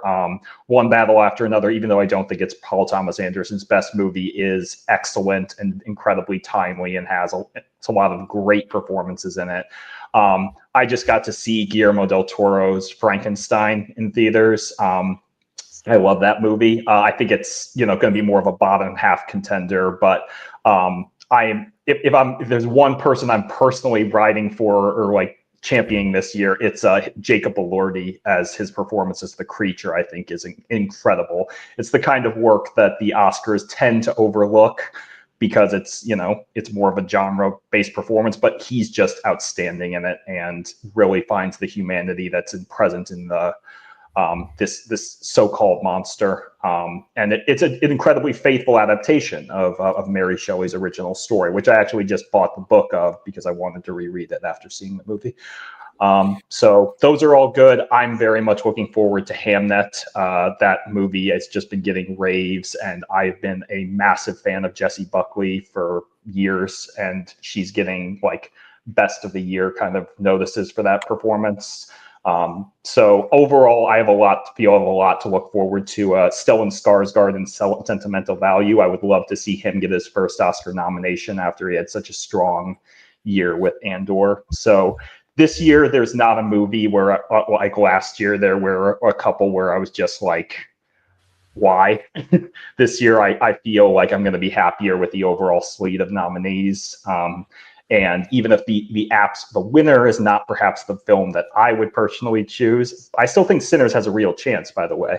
But as long as it's more representative of like the quality of this year in filmmaking, and because I also think Wicked's going to be there too, and I think it's going to be a strong contender. Yeah. Yeah, I just asked for strong showings for both Sinners and Wicked, pretty much, and then I can tune out after that. You mentioned Hamnet. Like the trailer does look good. It's just, here's the thing, and I mentioned this before, and I'm really sorry for saying this, because it's not like he doesn't deserve this, but I just have not warmed up to Paul Mescal, as an actor. Well, what have you seen him in? I know if you're basing it off Gladiator 2, then perhaps I get it, even though I think he's solid in that movie. But he's done much better work in a lot of other smaller movies. He did. There was another movie I saw. Oh God, what was it? I didn't actually see the whole film. I saw about half of it because it was on streaming. It was All of Us Strangers, which I liked, like the idea of the movie, but I didn't really. It's not that like I think he's bad. I think he does perfectly. I don't know. It's just some actors you just don't respond to. You know, their sort of vibe. I guess I don't know. It just I don't know. Maybe one of these. Maybe one of these times I'll see him give a performance and it'll work for me. It's kind of the same with Jeremy Renner for me. Like I like Jeremy Renner. I think he's talented. He's a good guy, but I've never really vibed with him. It's like I made no secret of the fact that I'd love a Hawkeye season 2 with just Haley Steinfeld instead of him. Although, what was he? The one exception to that is Arrival. I thought he was fucking great in Arrival. I loved his performance in that. I've been kind of so-so about his other stuff. And it's unfair because he gets great reviews. He's a very popular actor and like, and he shouldn't give a shit about what I have to say about No. about him. But it's just sometimes there's certain actors you just don't vibe with, and which is fair. Although I will say, Yeah. in defense of both Jeremy Renner, I love both of his Oscar-nominated performances in The Hurt Locker and The Town, as well as his performance in Arrival, which is coming up on its 10-year anniversary, by the way. Yeah. And for Paul Mescal, I would recommend After Sun. Probably is his Oscar-nominated performance as his best work so far. Okay. But he's getting great reviews for Hamnet. But I won't lie that for me, it's the Jesse Buckley show because I will always. Jesse Buckley, I first watched in it was an FX mini series called Taboo, which had starred Tom Hardy and also featured like Una Chaplin, and that was a weird show. But Jesse Buckley was in it as a character named Lorna, and she like leapt off the screen immediately. And then she's had multiple great smaller performances in movies like Beast, starring Johnny Flynn from Emma, and Wild Rose, which is a movie I love from 2019, where she plays this aspiring country singer from Scotland who is trying to make it to America to, have a breakout career, but is also balancing her life at home. And I would have Oscar nominated her for that, basically. But she did get nominated for The Lost Daughter alongside Olivia Colman. But this year, it's just like, from the moment I've heard the fact that she basically dominates the movie and is the favorite to win Best Actress, I'm like, it's her time. I think she's one of the best young actors working today. You mentioned another name of another actress who I wish was in more stuff because she deserved. And yes, I know she's going to be in what will probably be the biggest movie of the year, albeit under CGI. Is Una Chaplin. Because I just I feel like she's always I've always loved her performance in Game of Thrones. I thought she was just so great, and I've just wanted to see her in more stuff, and yeah, I'm glad she's going to be in in Avatar, and she gets to play a villain no less, and she's gonna chew that scenery up wonderfully in the best of ways. But also I'd like to see her in something really big where she's not under, CGI makeup, for lack of a better term, which is not taking a shot at motion capture or anything like that. Because, obviously for a movie like Avatar, that's how that's just part of it. But just like how I love seeing Andy Serkis in the flesh and stuff, likewise, I feel the same for other actors who have big, motion capture roles like that. I want to see her in something big where it is her, and so maybe her turn in the Avatar movies will lead to more of that. So that would be nice to see. Um, yeah, I remember Jessie Buckley actually from a movie called Misbehavior with Keira Knightley. She Hmm. was in that. She was really good in that. So yeah. Um, but of course, I will be.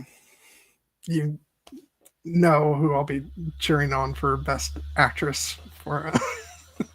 Oh, well, I You mean, know, if it's Cynthia Erivo, like yeah, I can't say enough great things. Like she was my favorite part of the first Wicked. I think she would be deserving as well. I just, it does seem like if it comes down to those two, it's an incredibly strong race. And there's also a third actress I love in the race this year, Renata Reinsva, who isn't the star of Sentimental Value opposite Stellan Skarsgård. She was the star of one of my favorite movies of 2021 called The Worst Person in the World. I thought she was incredible in that, and I'm glad to see that she will also hopefully be getting her first nomination. yeah. And then of course, I don't care if it's a whether it's a long shot or not. It is a long shot, but I'm of course going to be rooting all the way to the very end for Ariana Grande to win Best Supporting Actress. I actually think that category is wide open this year. I think that a super front runner has yet to emerge. I'd mentioned with One Battle After Another, Tiana Taylor is outstanding in that movie. She lights the screen on fire, but she's only in the first 30 minutes or so. Whereas I think that Ariana Grande is basically going to be a co-lead of Wicked for Good, which can Yeah, help, So I would not actually be at all surprised if she snuck out a win for that movie. yeah.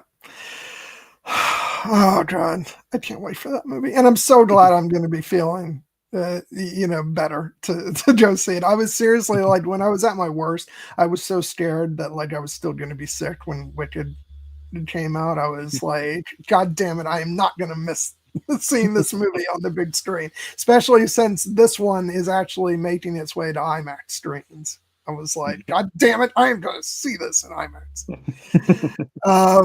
So yeah, very happy about that. Which actually reminds me, I think I might go ahead and purchase my ticket early just to make sure that I get it because I think it's sharing IMAX screens that week with what I feel like it's Zootopia. Oh, Um, yeah. and but I think like later in the week it's going to be only playing in the evenings on IMAX, but I checked and on at least on Friday on the weekend it's playing earlier in the day. So I want to make sure I nail down my ticket for for Friday when it opens up. So um yeah, because it's gonna be so good. I can't wait. um Yeah, trying to think of anything else. Yeah, it's the number of things I've actually like watched and enjoyed. Like I basically stated them all. It's been tough to like, you know, sit down and sort of be dedicated to like watching a show or something like that because when you're not feeling good, you just don't want to do anything. So the things I've actually been enjoying have been few and far between. But I have managed to enjoy some stuff, so I wanted to talk about it on here. In addition to what we talked about in the first half of the stream with everything I went through, and I think we're just about wrapped up, which is good. We had a 2-hour stream, and which is something we don't always manage to do. But yeah, I don't know. Anything else you want to mention before we start to wrap up? No, I mean, like, there are other things that I'm looking forward to. I think there's the movie Train Dreams, starring Joel Edgerton and Felicity Jones, Star Wars combination. That's always going to get me, but I've heard great things about that. I am very much looking forward to the fifth and final season of Stranger Things because that is a show that I've loved for many years. I'm trying to do a rewatch of all 4 seasons before that premieres, although I don't know if it'll make it because those episodes are long. especially in the later seasons. But it's been really fun revisiting that show. And then also, just in terms of a more fun movie that I'm looking forward to, Wake Up Dead Man, the third Knives Out movie. Oh yeah. Which, by the way, also speaking of Netflix movies, because I want to watch that, want to watch Frankenstein, and then also Woman in Cabin 10, which neither one of us have watched yet. My reason is because I wasn't feeling good, and I didn't want to. I didn't want to watch it while I wasn't feeling good because, hey, it's a new Keira Knightley movie, and I should be able to enjoy that to its fullest. So I'm gonna pencil in some time for that over the next couple days, and enjoy that as best I can. And yeah, thank you, Cassie. Yeah, it's definitely like, it's nice. I was able to, I feel well enough that I was able to get through a stream tonight, so that's good. And like I said earlier in the stream, I'm heading back to, work full time this coming week, which, in one way, not necessarily the greatest thing in the world, but also it's a good sign. And plus, I have to say, I really did enjoy going to work when I went today last week, because it just felt good to get back into the swing of things and to be doing normal activities. So yeah. Capitalism. Yeah, I know. It's like, can't I just do this whole like saying I can't come in just on a normal regular basis? That would be nice. But then, then there's the money thing. And it's like, oh, I guess I need to make money. But yeah. But yeah, so lots of stuff to look forward to. Again, just listing the stuff that's going to be coming up, for the rest of the year. It's next week, and then 2 weeks after that are more tentative. We're slated to talk about both Fantastic Four and Superman. That's all depending on scheduling, but hopefully those will happen. On the 16th, we're talking about the second half of Alien Earth, which especially, like, I can't wait to talk about episode 5, Jared. Oh my God. It was so good. And I geeked out so much. And then on the November 30th, celebrating the 20th anniversary of Pride and Prejudice, December 7th, we'll be talking about Wicked for Good. And then, of course, on December 14th, the 10th anniversary of Star Wars The Force Awakens. So lots of fun stuff for the rest of the year. And I'm just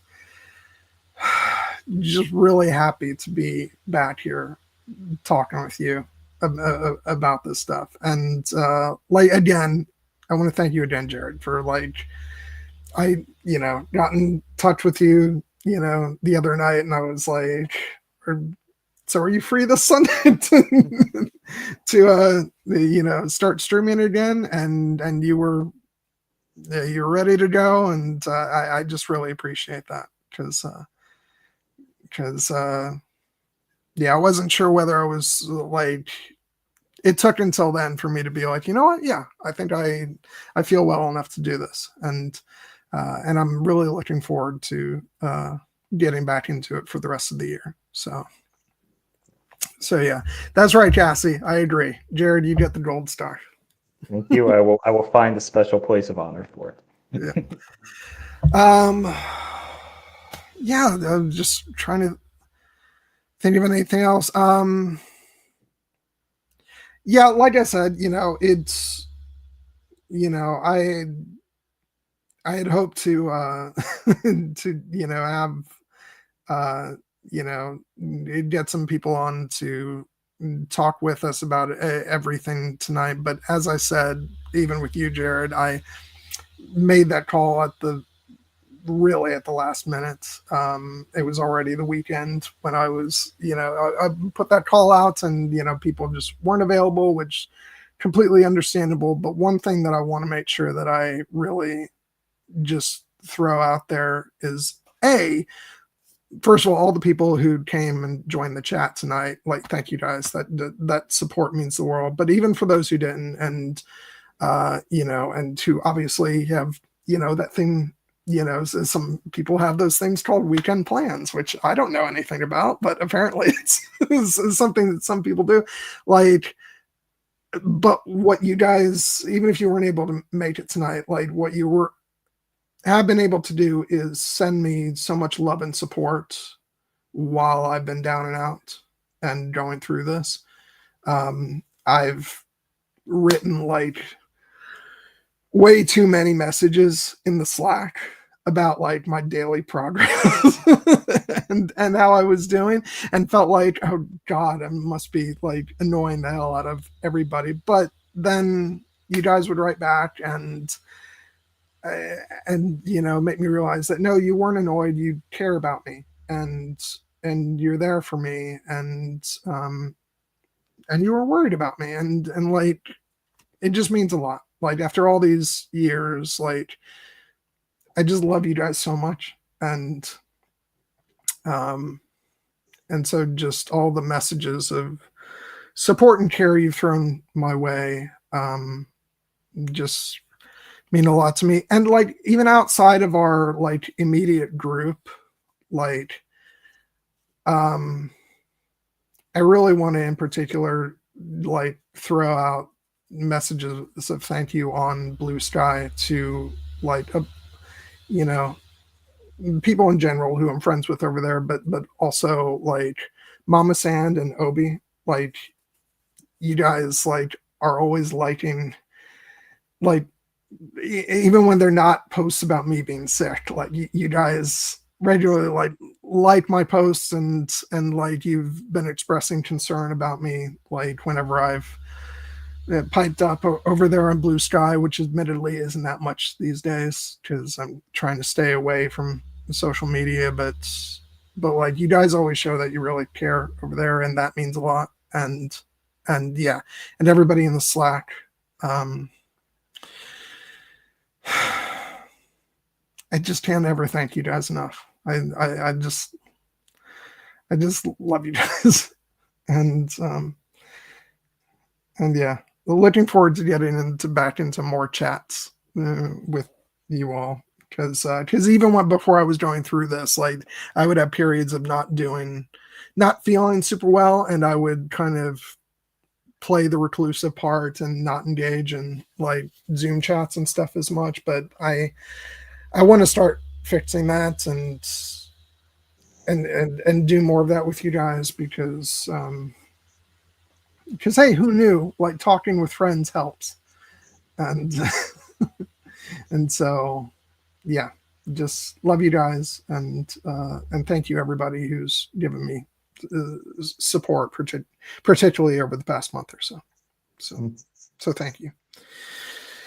And yeah, yeah, that's it. They are, Cassie. Like they're like, I know a lot of great people, like and most of them are like in our group, but sort of like I feel like I wanted to throw extra props out to them, because they're not like I think that they may be like, they may have joined the Slack, but there's a lot of people who don't really frequent it that much. So most of my interaction with them is over on Blue Sky, and like you have acquaintances on social media, and then you have people who you feel are really always there to support you, and those two have like always stood out as like really being good people, and that's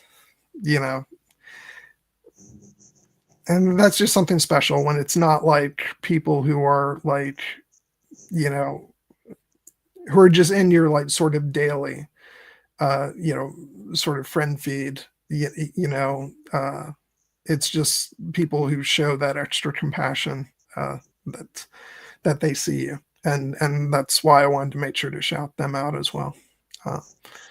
Sorry, I'm just going to keep getting mushy, because just there's so many people, and that like you guys have made my life better.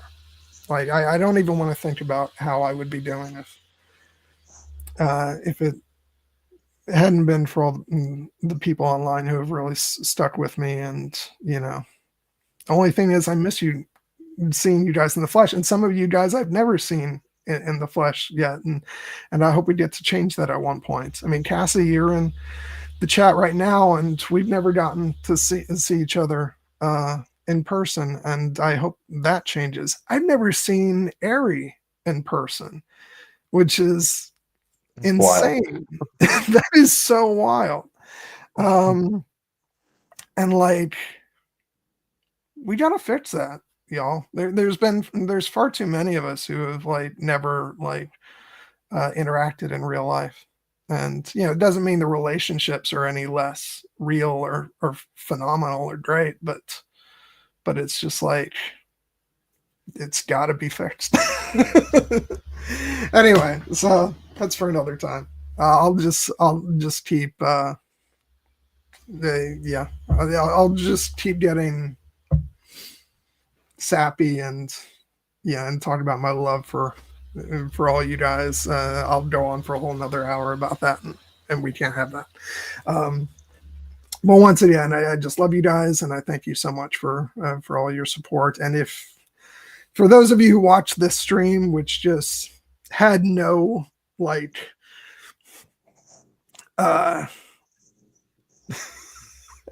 had no like concrete plot line or was just like, it wasn't what I would call chaotic, but like there was no plan for today. So it was just a mixture of me talking about how sick I was, having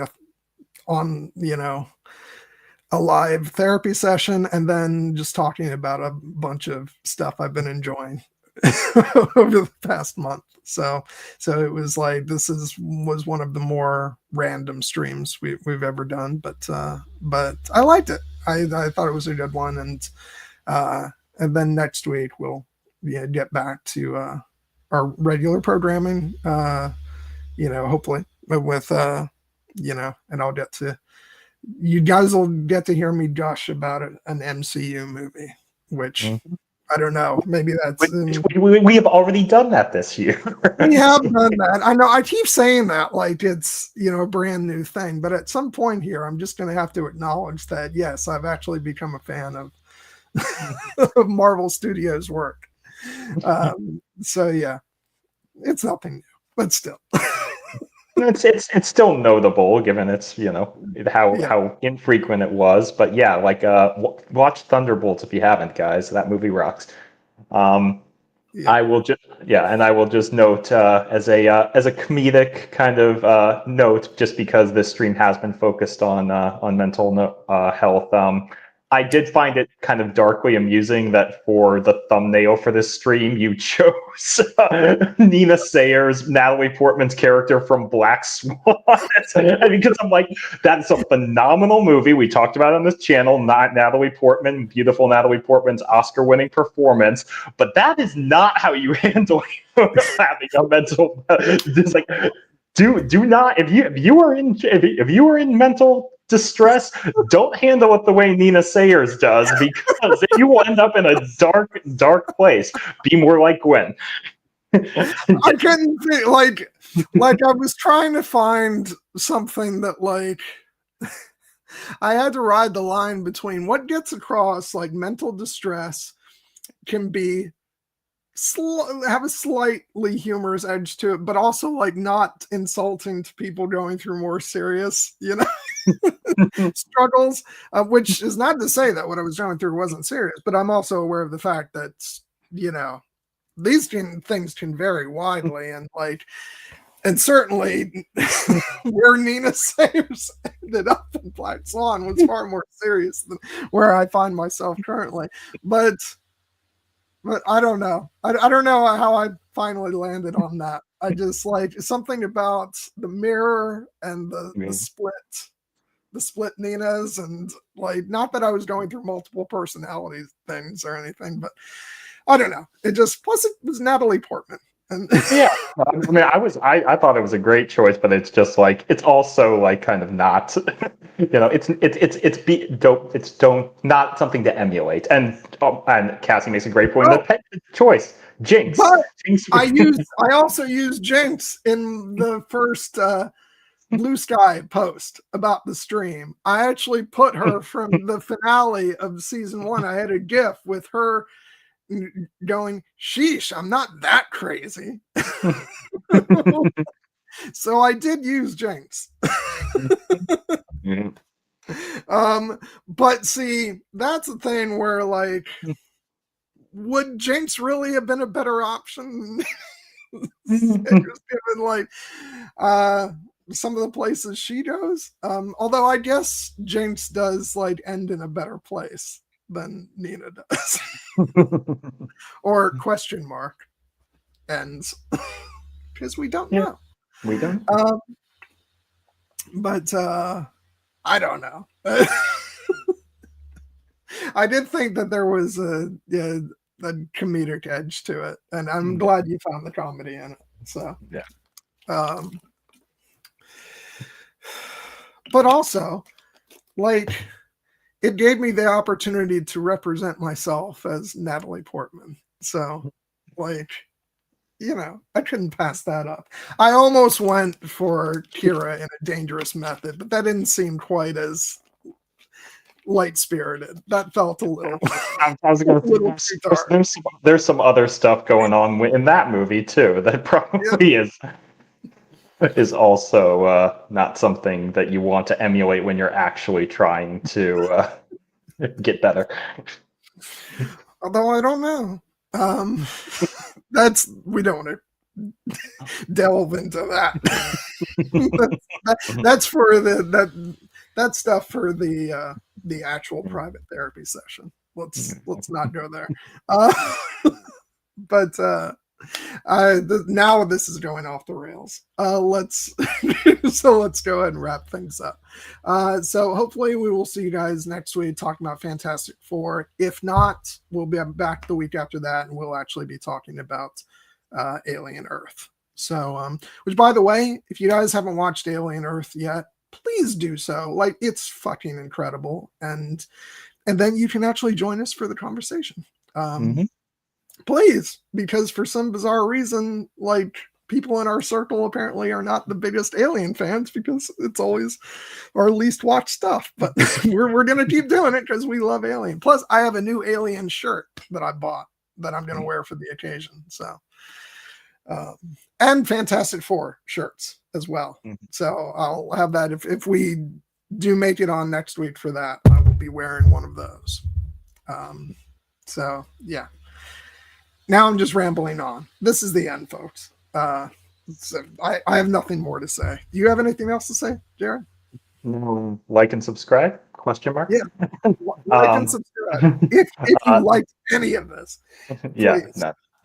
But it will help us get back into because when you're off for a month, YouTube tends to kind of disappear you from its algorithm. So that will help us kind of get back into the circulation.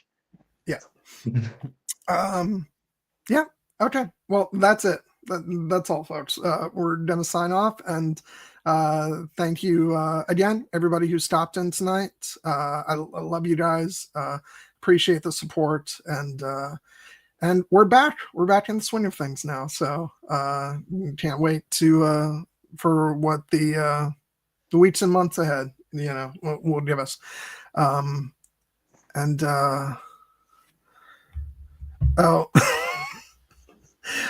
don't know if I can do that, Jared. If you want to give it a shot, you can. I don't. My best Porky Pig impression. That's all, folks. There we go. That'll work. But yeah, hope you guys all have a wonderful night, and I love you guys. And yeah, we will hopefully see you next week. Until then, that's all, folks. Bye. Take care.